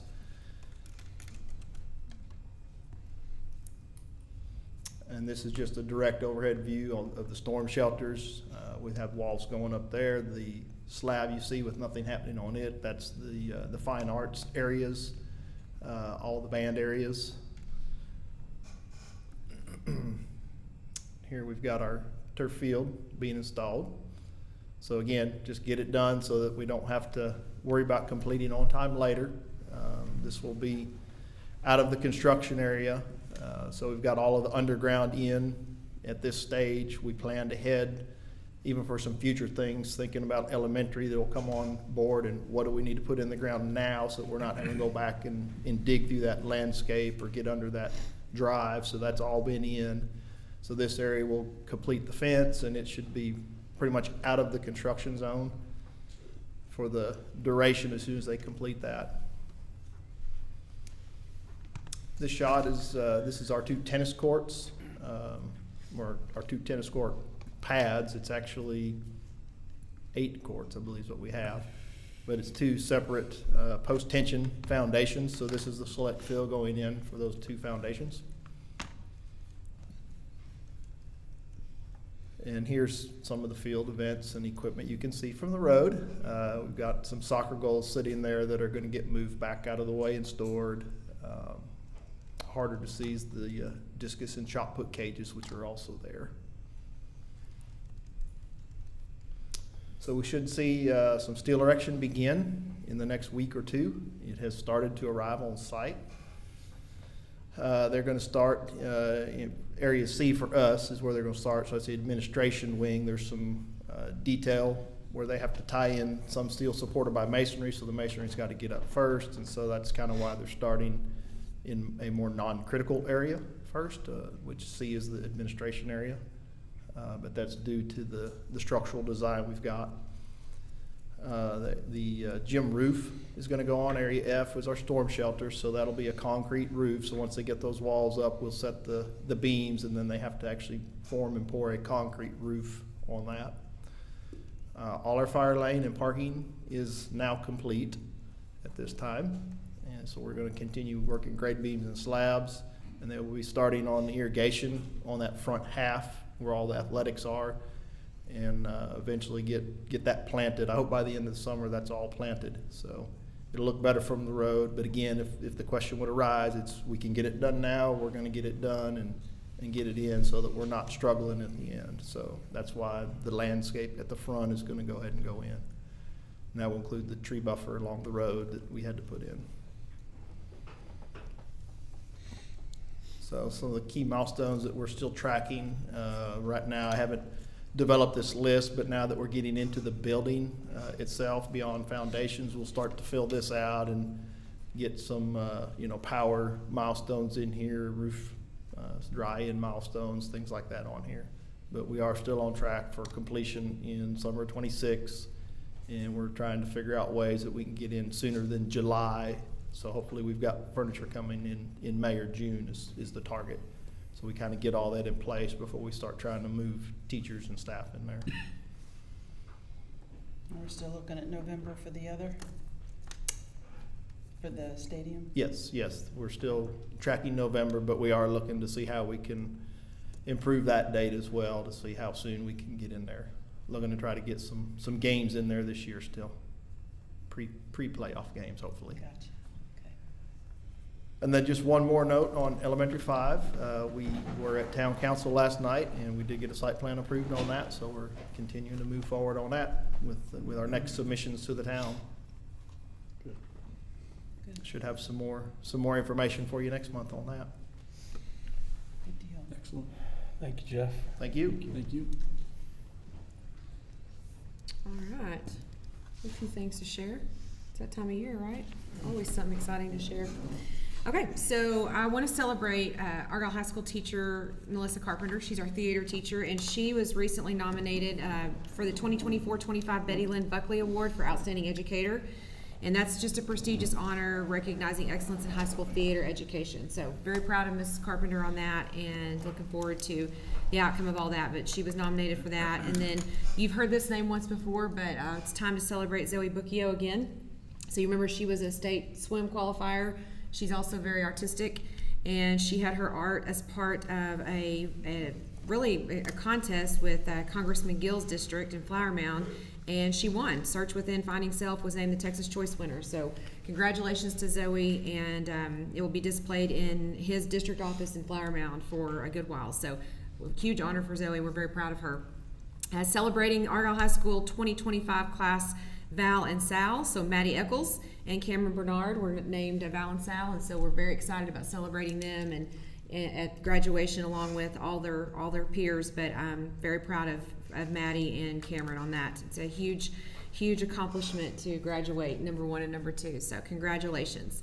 And then if you haven't seen social media, our homegrown Eagles, those that have attended K through 12 in Argyle ISD, took their traditional annual picture last week. There were 35 students that started in kindergarten that will be graduating, and we have 362 current seniors. So just kind of gives a testament to the growth that they've experienced as a class and how many of them are still here.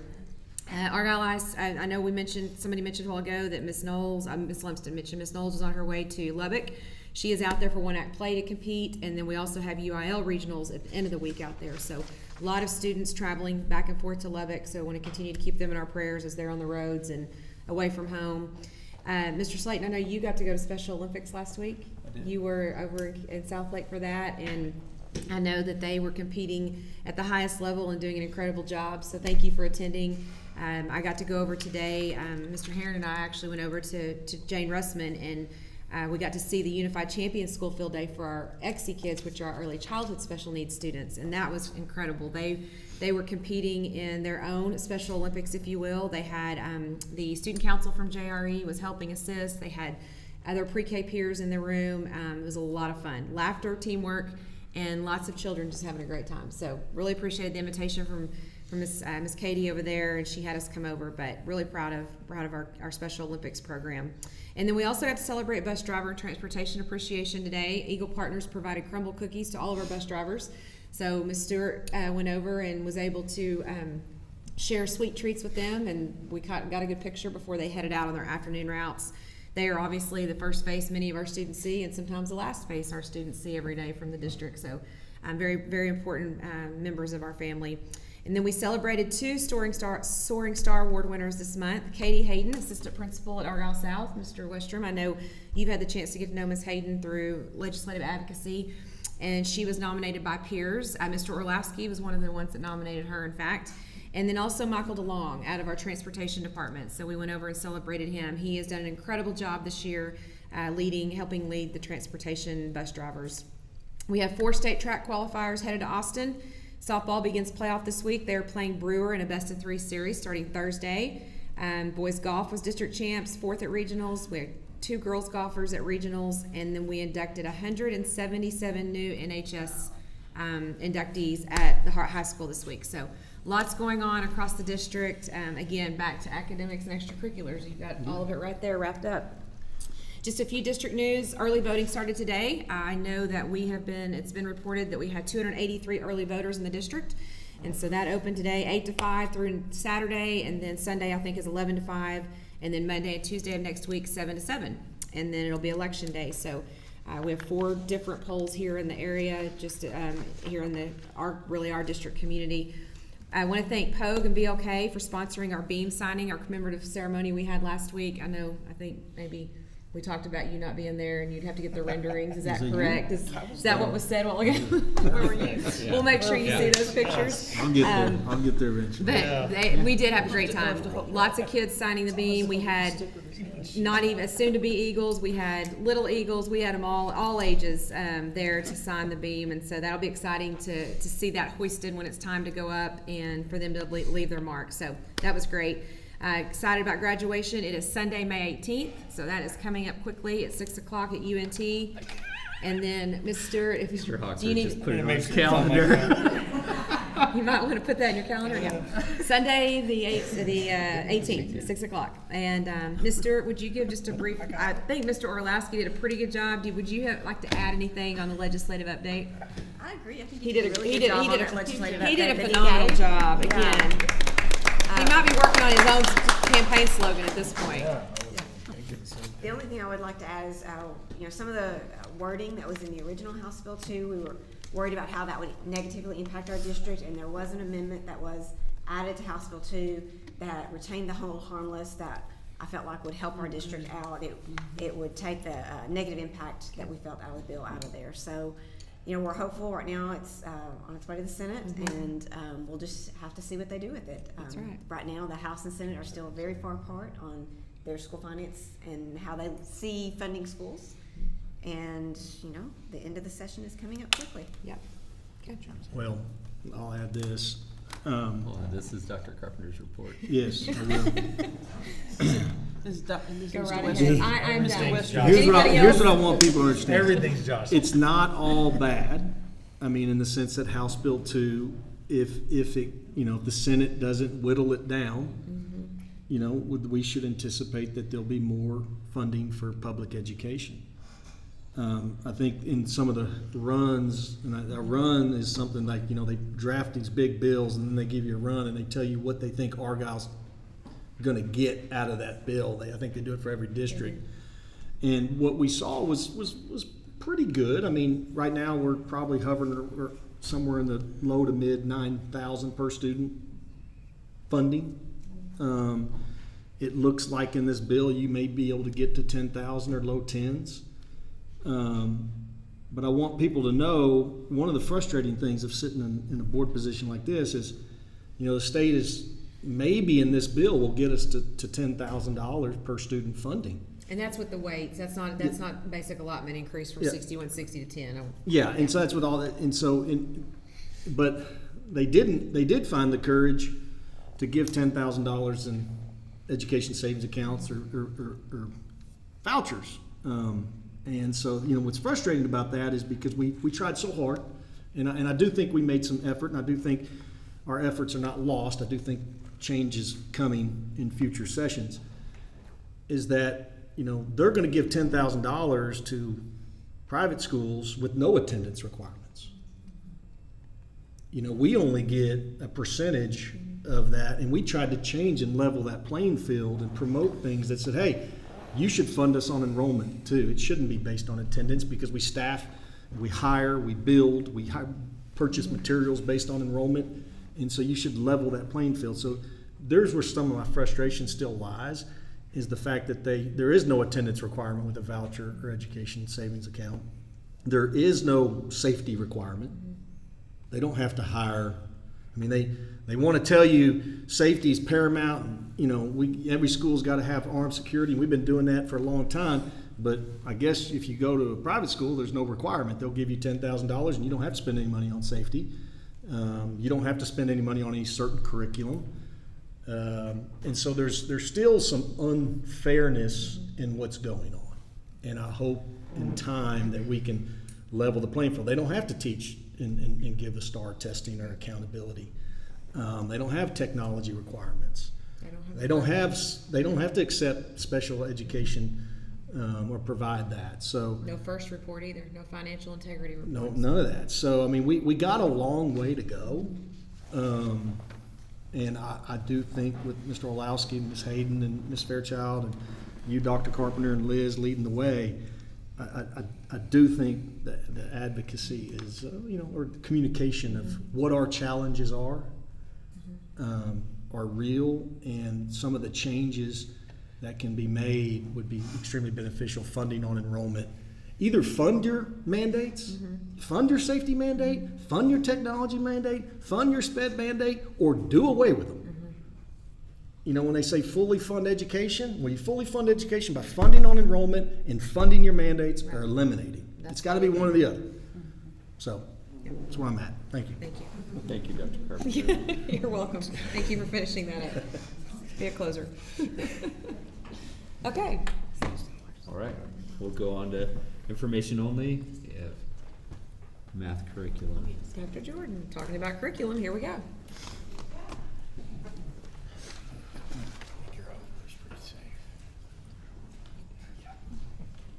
Okay, no, you're good. Go ahead. One more. So we went through this process last year with science and language arts with picking our new curriculum. So this is for math now. So we went through a very similar process where we invited all of our kinder through 5th grade teachers first to start reviewing 2 different math curriculums. The reason there was only 2, because we really wanted to stick with the ones that were approved by the State Board of Education, because then we can ensure they've covered all the TEKS. And so those 2 were the ones that were approved for all grade levels, K through 5. So we really thought that Bluebonnet was going to be the choice, and we had some teachers pilot it throughout the year.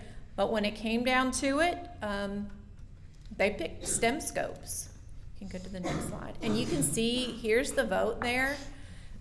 All K through 5 teachers had the opportunity to vote. We looked at it 3 different ways, which was teachers who piloted Bluebonnet from the beginning of the year, otherwise known as Eureka.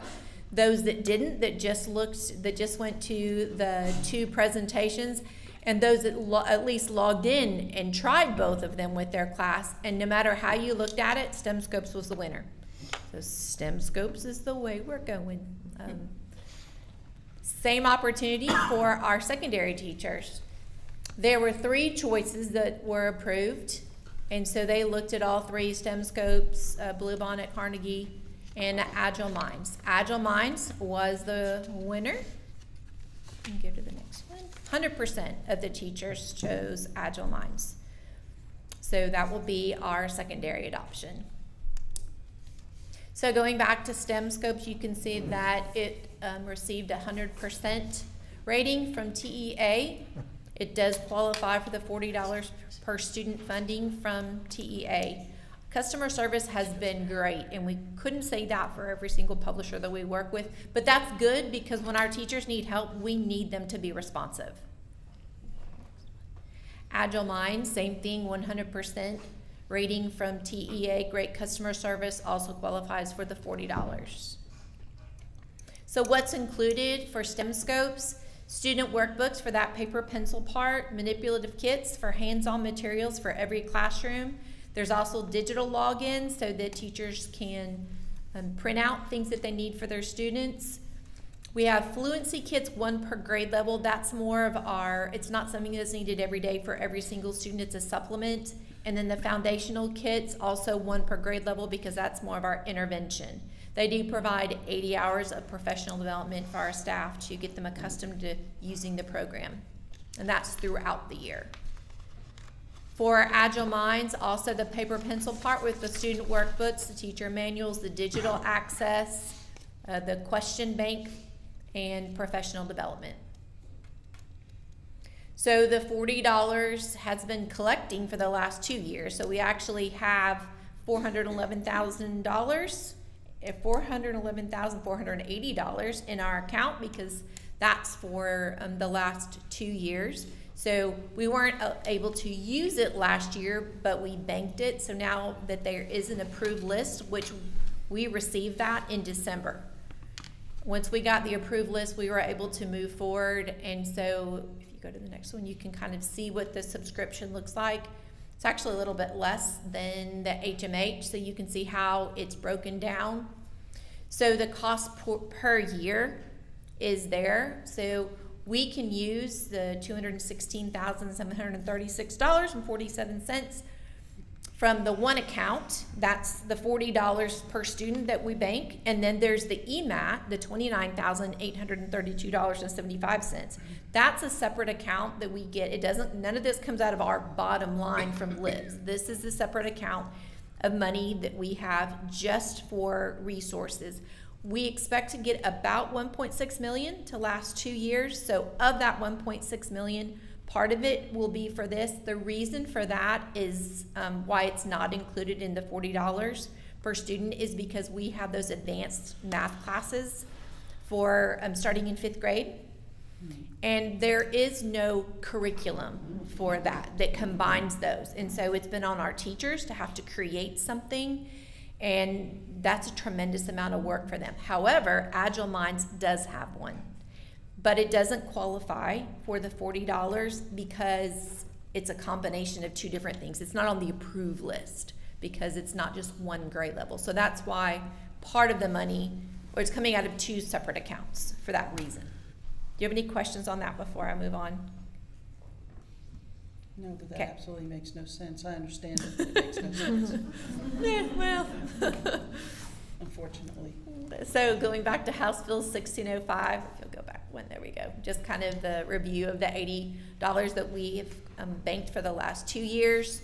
We'll go towards the cost, the majority of the cost, and then we'll get that every single year. It's not per subject, it's per student. So this, which is part of the reason why we went ahead and adopted science and language arts last year, because we're only getting the $40 per student. So now we're using that for math. So we kind of spread that out so that we could provide all the new curriculum. And we'll continue to get more money. There's just the timeline of when the money is released. Can you go back to the slide before? Mm-hmm. What's the bottom one? Student allotment increased? That's how much we get per student for the our EMAT account. Mm-hmm. And $15.58 per EP student. Okay. And is that on top of the other money? That's how the $1.6 million comes about. Okay, but the $15.58, is that on top of? Yes. The basic? Mm-hmm. Okay, got it. Any questions for me on that curriculum? Okay, thank you. Thank you, Dr. Jordan. Thank you.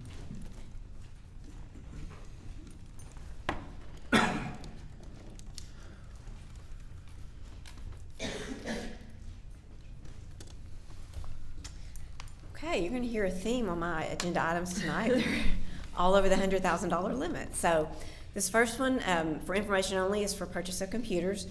This is a refresh of 2 computer labs at the high school. They both qualify for our, and provide career and technical education courses, so it's our CTE funding that is available that will pay for both of these labs. It's the engineering lab, which the computers in there are a little bit more expensive than just your basic computer for the software that it has to be able to provide for the engineering class, and then the audio-visual lab. And so both of those, if you'll notice about this time every year, we bring you particularly the computer lab refresh, and that's in order to order them, get them in time, and have our technology department have time to set them up and get them going. Just a little bit of note, we talked to you last month about where we'd seen some quotes come in, and people would rescind those quotes really quickly because they weren't sure what tariffs were going to do. This is one quote that actually went down from the first time we talked about it, just slightly, but it was a little bit lower than when we originally started looking at this. So we always do like to recognize that. But it's, we're asking for an amount not to exceed $125,000 based on the quotes that we do have, and this would come back for consideration as action next month. Do you have any questions on that? Is there any fear in this quote being rescinded between now and next month? I believe with what we've had seen, we've had quotes come in, we've had quotes rescinded, we've brought those quotes back, which is actually the topic on one of our other products tonight. It's been a little bit volatile in specifically technology, I think just in some unknown. But I don't have a good answer for that. I don't. Okay. Right now, the last we heard, the tariffs on anything coming out of China on the technology part, or specifically for the computers, was taken out of that tariff. Is Only 20%. Yes, thank you. Oh, yeah, So the they're not exception. honoring it for 2 weeks or anything, they're just pull it back immediately? You want to come up here, Mr. Warrior? I think we've seen some different things than what we've seen ever in the past on these quotes. Not specifically this, but just in technology quotes. I had talked to one vendor today, and they changed their company policy that their quotes are only good for 7 days. There's so much uncertainty right now that nobody No, this can is really, information only. I mean, it's changing day to day. I think answers that I've gotten have changed 4 times in the past 2 weeks just because something different comes out every day.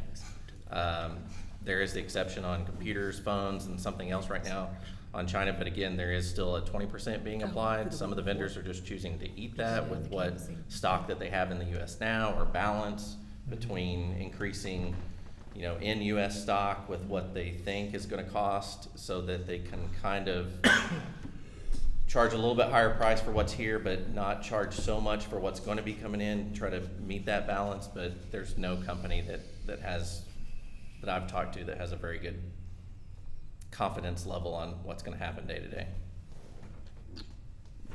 We have the canvassing on the 14th, so we could put it on that meeting, which is a week earlier than the regular meeting if we needed to.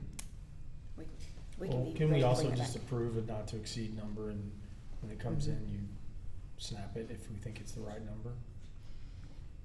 Like tonight?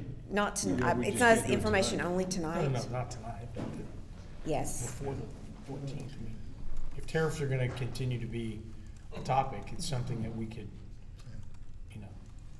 Or get just in not, front of at least. yeah, or not have them on informational in this particular climate. Maybe we just put them on the agenda. Yeah. And we can, we'll continue to watch what's happening, and if we have something that in the future that we feel is potentially volatile, we can bring if that's the case, as action without bringing as information first. Yeah, Especially if it's a standard purchase, something that we've planned out that's been in the budget, that we typically do each year. It's just something in this current climate to be mindful of if we need to go old school and have action before information only, then. We will keep that in mind, because, again, we've seen some differences over the last few weeks than what we have in the past. Yeah. Thank you.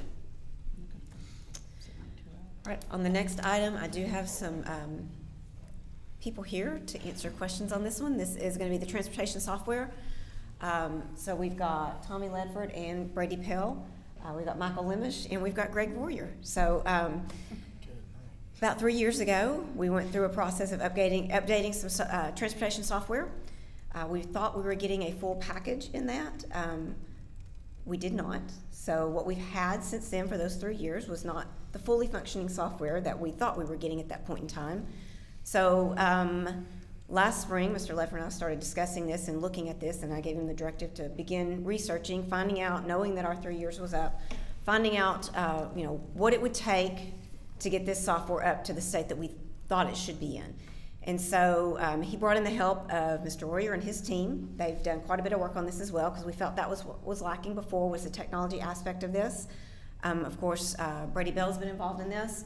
And then through talking and through some information that Mr. Royer had and talking with the safety committee, there was some discussion about badges being worn as identification at the secondary campuses next year. So when we start talking on the technology side, we want to make sure that all of our software packages that would need a badge would communicate and talk together so that we can have one badge rather than multiple badges. So we didn't want to bring forward a transportation software that required a badge for a student on a bus that would be a second badge compared to an identification badge. So these systems all do work together, they coordinate, it can all be done as one badge.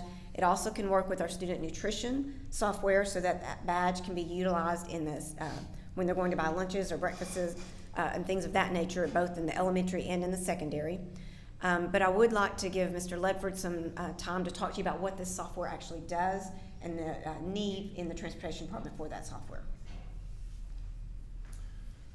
So again, she gave the directive a little over 8 months ago probably, and we've been working very, very hard trying to find the perfect scenario. Our goal was, after talking with Greg and Liz, was to find a company that we could just, as a sole person. Greg used the term "one throat to choke."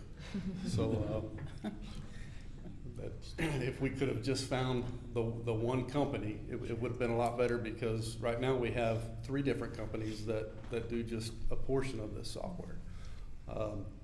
After much deliberation and talking with 14 different companies, and we actually interviewed and had some demonstrations put on by 7 of them.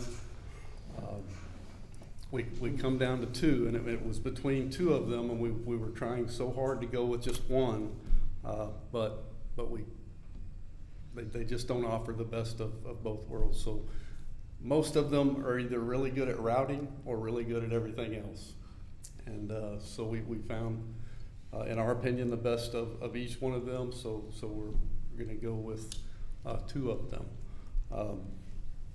Right now, what we've got is a scanning system. It's a little badge reader on the bus, and a student can get on there with their badge, and the bus driver has no idea whether that student used their badge or somebody else's badge or who that student is, because they can't see anything.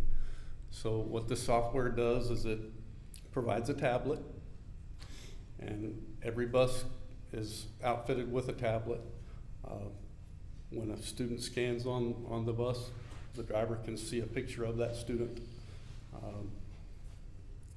Real-time information and very fast, quick information can be gathered from the driver, the dispatcher in the transportation building, as well as the campus administrators. So we have a parent portal with this, a campus portal, and an admin portal. So all of that information with this one software can be very quickly gotten as a student gets on and off the bus. Or have you researched other school districts that are using this software and happy with it?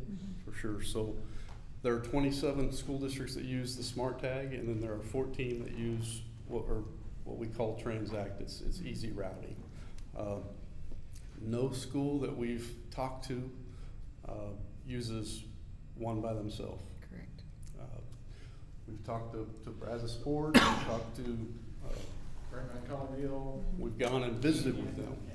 Yeah, we went and spent the afternoon with Grapevine Colleyville. They have Smart Tag, and the hardest thing with the routing piece is we sat down with Grapevine, and they do use solely that, but they're primarily built out. And so what SmartTag doesn't offer on the routing side is they don't offer the ability for us to change streets and things like that, that are communities that are rapidly growing, and the other and easy routing, we were able to create them on a map on our own.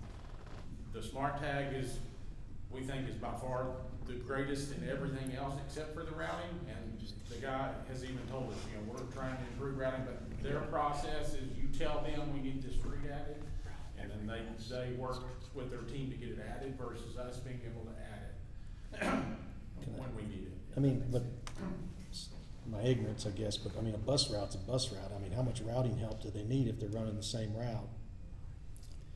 So, If you add students, it changes. If So- you change so- attendance boundaries, it changes. I mean, you figure the route out and you kind of run it twice a day, every day. So any time that you're figuring out how to combine routes, if you've got a bus driver absent, sometimes you have to combine routes. Sometimes you have to create new routes with new school years.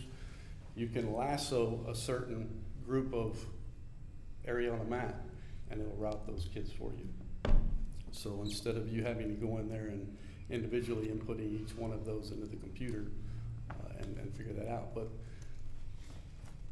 the most significant thing that we have problems with is the number of actual riders versus registered riders. I mean, we have 120 registered riders and only 45 of them are on the bus. So it's extremely difficult to be able to figure that out. So once we take the role and have to dwindle that down, we have to create other routes. But I mean, it's just, there's a lot of. A couple of things that I'd like to point out. So what we thought we were getting in the old system, and if we were to stay with the system we weren't, and upgrade it to the point that we thought we were getting a few years ago, it would be about $250,000 to give you a comparison here, or looking at $170,000 upfront costs.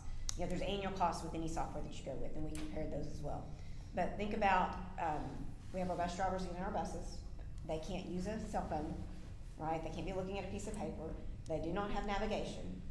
We have, you know, up to 4, sometimes 5, 6 sub-routes daily on those routes. So your driver does change that sub-route. That sub-driver could be on any one of those routes depending on who's out or what the need is that day. And you're giving them the route a few minutes before they get on there, a piece of paper, and saying, okay, memorize this route so you can get out and go drive that. You know, that's not the safest alternative. We have technology now that'll actually provide that information on the bus. Again, we went through this 3 years ago. That's what we thought we were getting. What didn't come with the package that we were on was basically the tablet and the system that got it onto the bus and the software on there. So we do have a scanning system, like he was talking about. In order to see that, someone has to be sitting back in the computer. There had to be a question, somebody go in it. This actually puts it on the actual bus itself. The driver can see, you know, yes, this student is supposed to be on my route. Nope, they're on the wrong route. Yes, they're supposed to get off on this route because they're scanning as they're getting off. Yes, this student is supposed to get off on this route. And so it's a little bit more of a safety aspect for there, and puts the information actually there at the driver's hands where they have it up front. So again, we went through this discussion a long time, 3 years ago. That's the software that we thought we had. That's not what actually happened, and not what has not been what has been in place. But we do feel like that's what we need to move towards, and we need to utilize the software that's available to make things run efficiently, safely, and have all the capabilities for our drivers out there to get our students to and from school safely. This is also safer for, I mean, obviously, in the history of the district, we've had issues where a kid didn't get off the bus, or we thought a kid, like a parent assumed a kid was on the bus, and the bus is back to the bus barn, and there's no kid there, the kid never got on, and having to track that down at 6 o'clock at night on a Friday evening. So this seems like, from a safety standpoint and a communication efficiency standpoint, it's gonna allow us to best know where our kids are and when they're getting off the bus and when they're supposed to get on the bus, and be able to place them on the right bus if they so happen to get on the wrong yellow bus. Yes. So you mentioned that these two systems that you narrowed it down to in different categories, do they integrate with each other so that if a kid doesn't scan on, you don't have to go down that street now? It makes your route more efficient? Yes. Things like that. And so it updates that in real time? Yes. And then the other piece you mentioned was it works with all the cards for CRADA, it all syncs across one card. As of right now, we would not be on the students. Correct. So in the secondary students, or is it just high school or secondary have it on the phones? So Fieldhouse access, is that what you're Yeah. asking? That's phone. So. But it's just high school. Yeah. And Mr. Lemish can speak to this as well. There's a few different things that you want to keep in mind if you're giving kids access to certain buildings. I think there's legitimate reasons to do that in certain circumstances. If it's on a phone, the kid's not handing their phone off to another kid. Sure. Or leaving it sitting somewhere for somebody to pick up that may become a safety concern. So there are definitely things that you want to think about if you enable those badges to access certain doors. Plus But they lose their badge, right?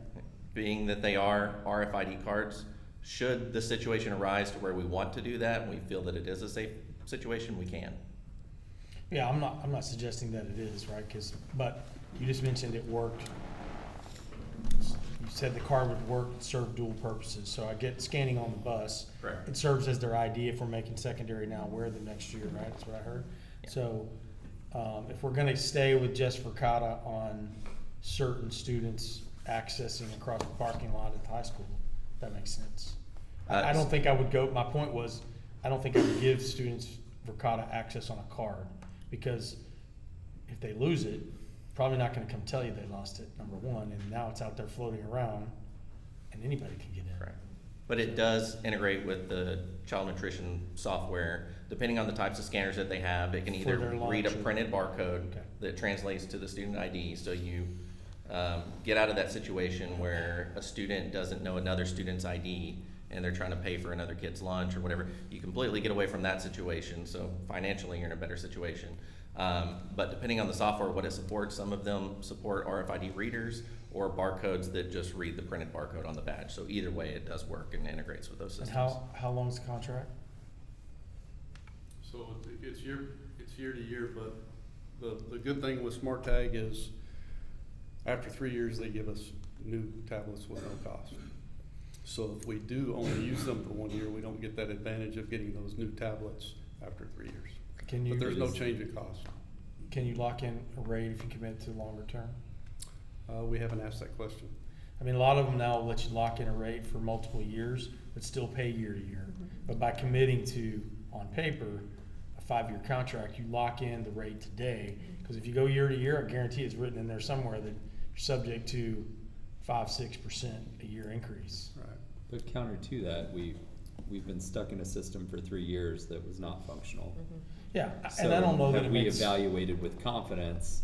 So the way These we've two done it is we would systems. ask them for their very lowest price. Yeah. And And maybe year one, it is better to, you know, and if you think it all delivers what you want, then I'd go to them and say, hey, let's talk about a longer term deal with a locked in annual rate. We can definitely do that. One other thing I'd like to mention is, they actually piloted this program on, on a bus. We piloted the Smart Tag program on one of our buses for about 2 months and really got good feedback from the drivers. And it's turn-by-turn navigation, scan on and scan off with the badge. They can see the student. There's messaging back and forth if they need to message without doing anything but pushing a button. They could, I mean, everything's right there. I think the bigger challenge for me with routing is, like you said, if you got 140 registered riders on that particular route and 40 show up, at any given day, that could jump to 100. Could, Right, so your especially- routing has to be real time based on who's on the bus. Especially middle school on Fridays when there's no football practice.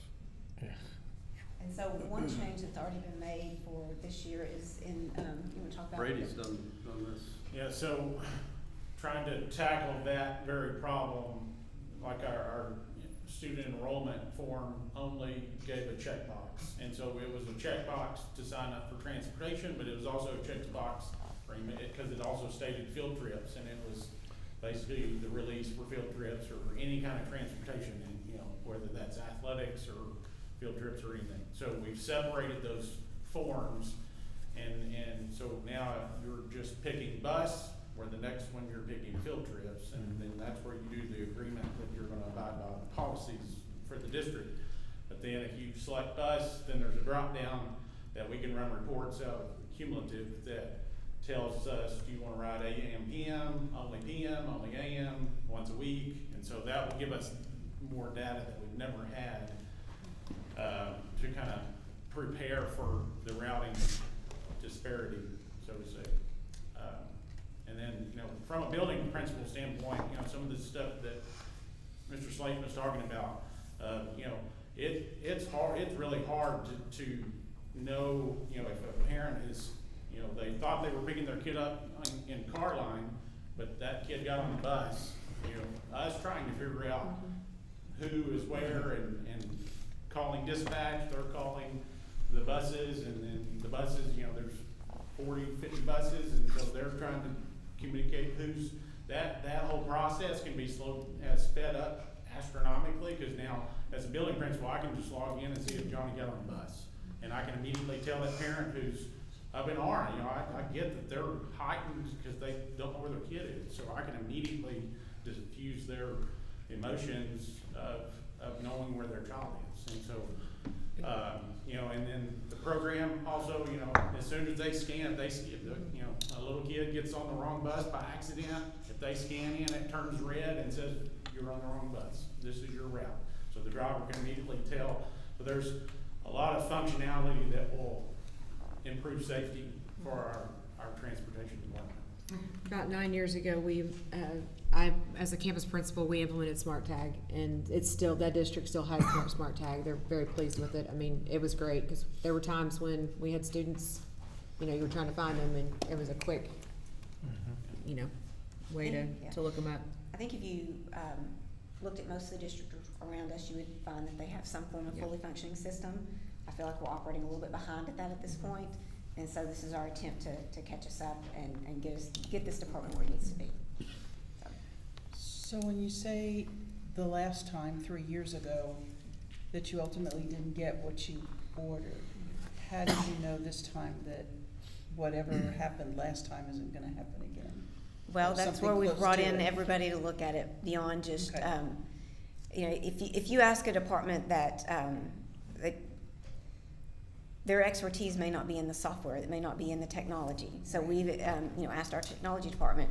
Mr. Royer sat in on quite a few of these. He's brought in his staff to look at these. You know, again, they've communicated with Mr. Lemish on trying to integrate everything. But it's a much more in-depth review, bringing in everybody that might be able to give us some insight on that, and everybody working together to try and get the best product that works correctly. Whether this is a good thing or not, I've had a vendor tell me that I'm brutal before.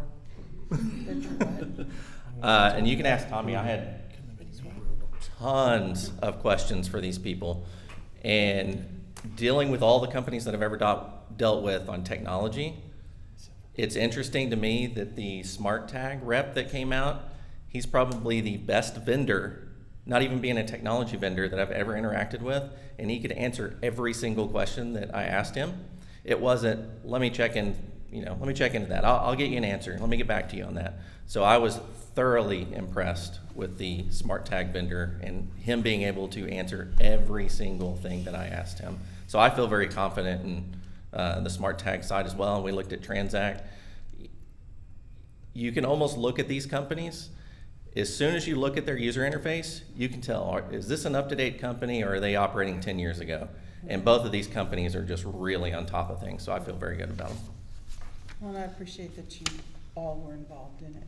And sometimes, and you're right, sometimes the transportation person, not yourself, but, you know, doesn't necessarily know the software end, you know, and the software people may not know the transportation end. And we even we met with Smart Tag several times, and we even brought a couple drivers in, one that was a parent in the Northwest, which also uses Smart Tag, and then the one that was piloting, and we let them, you know, grilling and ask all the questions, and so that we get it right. Good. Appreciate that, thank you. Well, again, this is information tonight, so if y'all have more questions, please let us know, and we'll bring this back for consideration next month.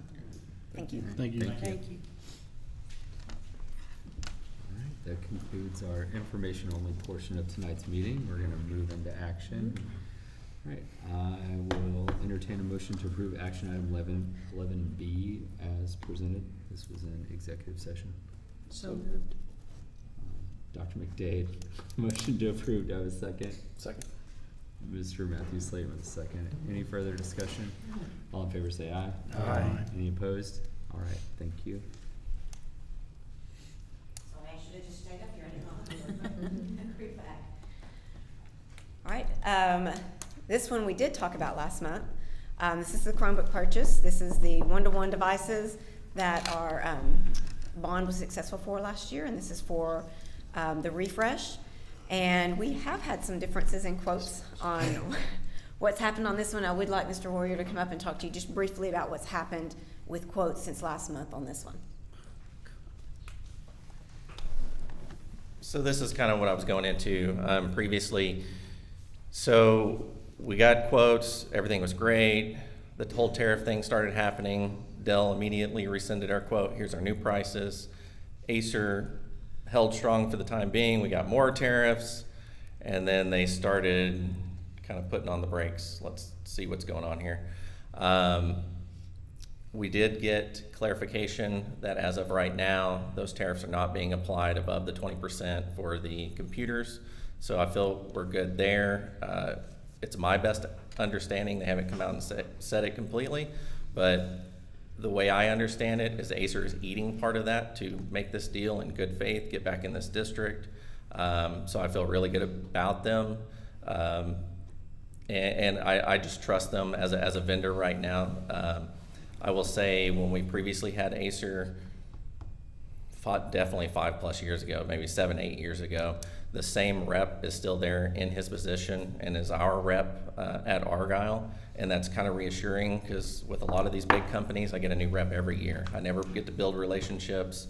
There's no stability, so I do feel good about Acer in that way. The product is better. But as it is right now, they have told me as long as they have a PO and nothing changes between now and Friday, a PO by 2 o'clock on Friday, they still can honor this price. But assuming nothing else changes between here and there. So we're kind of just living a day-by-day situation and hoping for the best. All right, I'll entertain a motion to approve action item 11C as presented. So moved. Mr. Hawksworth, motion to approve. Do I have a second? Second. Is that Mr. Westrum? Yes, sir. Give it to Mr. Westrum second. Any further discussion? All in favor say aye. Aye. Any opposed? All right, thank you. Thank you.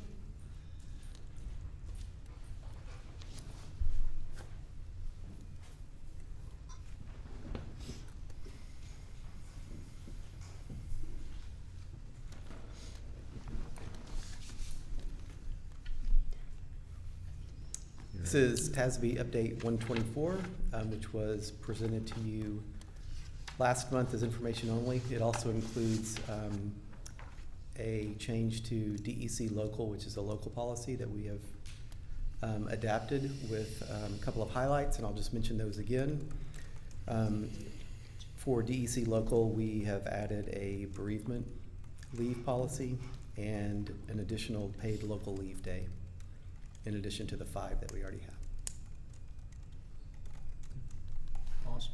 You don't have any questions? I entertain a motion to approve action item 11D as presented. Motion to approve. Mr. Western, motion to approve. Do I have a second? Second. Mr. Rich McDowell, second. Any further discussion? All in favor say aye. Aye. Any opposed?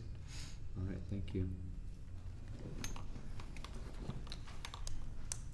It's a good Okay. benefit for our teachers. 25-26 staffing requests. And I wasn't at this meeting. I was very sick last week. As discussed at the board. Glad you're back and you're well now. Yeah, thank you. We were there. Or was it 2 weeks ago? That wasn't even It was last 2 week. It was 2 weeks ago. Okay. At the board workshop a couple of weeks ago, these were the additional positions that we brought to you and that we're bringing to you again that we would like to add due to our anticipated growth based on the demographer's report. And we're also bringing back some additional positions that were discontinued last year, such as instructional specialists and a 504 testing coordinator. Also included in this plan are 6 additional classroom teachers at the elementary level to reduce the number of students in each classroom so that it's below the state required 22-1.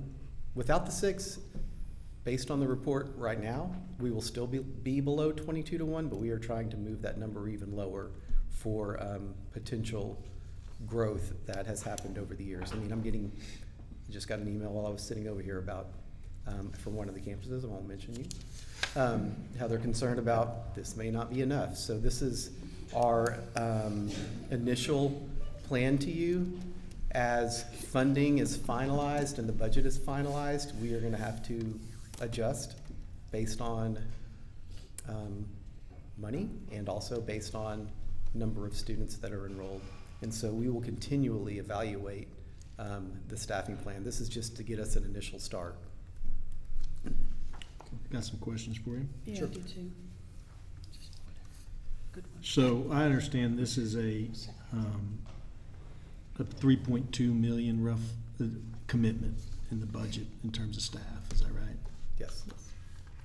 Do you, and can you just tell me like how much of that $3.2 million that we're committing here for staff is actually going into the classrooms and the support positions for the teachers? Do you have that? I do. I did not. 93%. Print. I have all these. 93% of Yeah, it. it was like 92.5%. Yeah. Okay, So 2.3 million of it. so roughly, so $3 million of the 3.2 is going back into the classrooms. And with that, Classroom and classroom support. in classroom support Yes. positions, okay. 33 new classroom teaching positions. 33? And then 3 program support, and then there's some other stuff. But from a classroom perspective, it's 33 positions, 33 teacher positions in classrooms. And we weren't, I mean, there was a great budget workshop and kind of a collaborative effort. We weren't necessarily able to fill every request. That we weren't able necessarily to bring every position back that may have been cut last year. But we're still hopeful with legislative action that we can continue to bring back more teachers and support staff if we have the room. Yes, correct, absolutely. And is the same true that central office, I mean, what did central office or central administration get?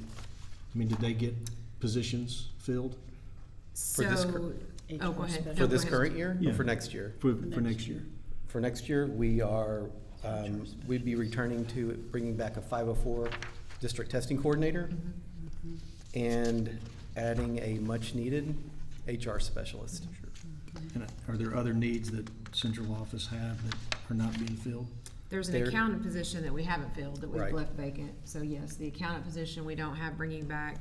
And we don't have we need 2 student nutrition positions that we don't have in there. There A route- were a router. 3 maintenance. 3 positions maintenance. that were in there. And the router dispatcher position. Oh, yeah, and transportation. We took that one out. No, that one was on that list. It is on the was list. But there included in that was list. another transportation that was not. The diesel mechanic was not included. Okay. Okay. Because you had a router, dispatcher, and then a bus driver on. 2 bus drivers. I'm sorry, yeah, 2 bus drivers, okay. So I'm pleased to hear that the vast majority, over 90%, is going back into the classroom. And you've also mentioned that as the needs arise, there may be opportunities to even make, there will be opportunities to make additional investments. I believe there will be, Now, we're gonna have to make some adjustments along the way. some of the feedback we got, and I appreciate the feedback we got after the board workshop, was that there was, and during the board workshop, was that there is this, stress within the campuses as it relates to 504 support. And I think after the workshop, it's kind of, hey, if there's things that we can do. And I want to make sure these people that, took the time to give us feedback, that, I want you to be heard. And, are there going to be opportunities for us to potentially make more investments into the 504 support? Yes. Dawn, do you mind addressing? You want to talk a little about that? So we talked to counselors today about adding some days in their contract, which will give them the opportunity to take care of some of those end of year duties and beginning of the year duties as well, with extra days on their contract. So they all seem to be very appreciative of having some extra days on contract. And so they'd be paid for those extra Correct. days? Correct, yes. That would be, allow them to spend more time on the 504 or other responsibilities they have? Yeah, throughout the year, those meetings still happen. Sure. But, Plus the specialist coming back. Right, the specialist coming back, would also just take some of the load off of what the office is handling, and that includes the APs, the counselors, everybody's pitching in to fill in some of those gaps, so I think it'll help in that respect too. Then the middle school and high school will have a dedicated person for that if these positions are approved. I'm glad to hear that. One more, because I want, again, this was a comment made, it's been a comment made on our board walks, is that one of the things that happened last year in the budget cuts was at the elementary school level, we had to cut a specials position, which I, you know, this is the benefit of, I guess, being here year after year, is I now learn what that means, is that then you had to pour more kids into PE. In the PE classes became overburdened. I don't, or have we done anything in this staffing plan to address potentially that, or is there things that we can, investments we can make to address some of the challenges there? So not in this specific staffing plan, but we have that on our list in June when we do our Leadership Institute with our principals to look at some options and potential, and it may include some staffing later, but it's not in this current plan. Okay. But we need to look at some other creative options and talk through those scenarios for those that have like 7 sections instead of 6, which it all goes back to, you know, like we had talked about, we wanted to fill our classrooms as much as we could so that we could get the class sizes down. And we've done it we've mapped it all, and we're running low on classroom space anyway, so we'll have to look at some creative options. So even if you wanted to add a specials, it's the whole balancing act here. Right. We want to get class sizes down. We'd also like to add more specials to lessen the PE load, but we don't have the classrooms because We we're may spending not. the money on So classes. we'll have to look at some other places on campus to potentially house some options. So that's what we're gonna work through with them. And we need an elementary school. And we need a school. In elementary school. So. That's it for me. That was gonna be one of my questions, because I saw the -1s on classroom available on 3 out of the 4 elementaries. So that's concerning, but yeah, get creative. They've obviously been very creative over the years, you know. Yes. I mean, they were not using traditional classrooms. If you look at just traditional classrooms, yes, those would be our numbers. They have gone above and beyond that and found a place to put classrooms, but that's just the I think basic. The best one was when West opened, and the year after that, that was the height of creativity. Yeah. 2x4s and sheetrock, so. Okay, so the list that we got, everything on here is included, correct? Or is there anything that was removed off this list? We have not changed anything from what you saw on April 10th. Okay, and so then we've added, and on top of that, we're looking at the 6 additional elementary teachers for the class size stuff, and the extra days for the counselors. Okay. I don't know if extra days for They're not counselors in was this on because that's that. not part of That it. wasn't part of That's it. minimal compared to Yeah. Right, but I positions. mean, Yes, that, you know, yes, we're gonna but it's, do that. You know, it's Part of the expenditure. plan is just not on the paper. Gotcha, Right. okay. These are all the positions. No, I'm scribbling, so, Yeah. okay, got it. Okay. The thank you. band and the dance, because that program has grown tremendously, here. and the special population support. Okay, And then the returning positions of behavior specialist, secondary 504 campus testing coordinator, the instructional specialist on the elementaries, and the counselors, half receptionist that we had split that in half, it would become a full again. Another GT teacher and another diagnostician as well. yeah, I saw that on here, okay. And then also the district 504 testing coordinator. That was just coming back in. It was vacant this year. Right, Under a okay. different name, but the position was vacant. Okay, thank you. All right, I'll entertain a motion to approve action item 11E as presented. So moved. Dr. McDade, motion to approve. Do I have a second? Second. Mr. Matthews Slate with a second. Any further discussion? All in favor say aye. Aye. Any opposed? All right. Y'all have some hiring to do. Yeah, awesome. Okay. And We'll then- talk tomorrow. We'll talk tomorrow. Isn't that on Mr. Herron? That's a community Yes. engagement. Thank you all very much. Yeah. A lot of hard work. I didn't know if Dr. Daniels. Yes. Anything. Ready? We discussed this in closed session. We have a probationary contract that we plan to terminate at the end of the school year. All right, I will entertain a motion to approve action item 11F as presented. Motion approved. Mr. Western, motion to approve. Do I have a second? Second. Mr. Hawksworth, second. Any further discussion? All in favor say aye. Aye. Any opposed? All right, thank you. The time is 8:23 PM. We are adjourned.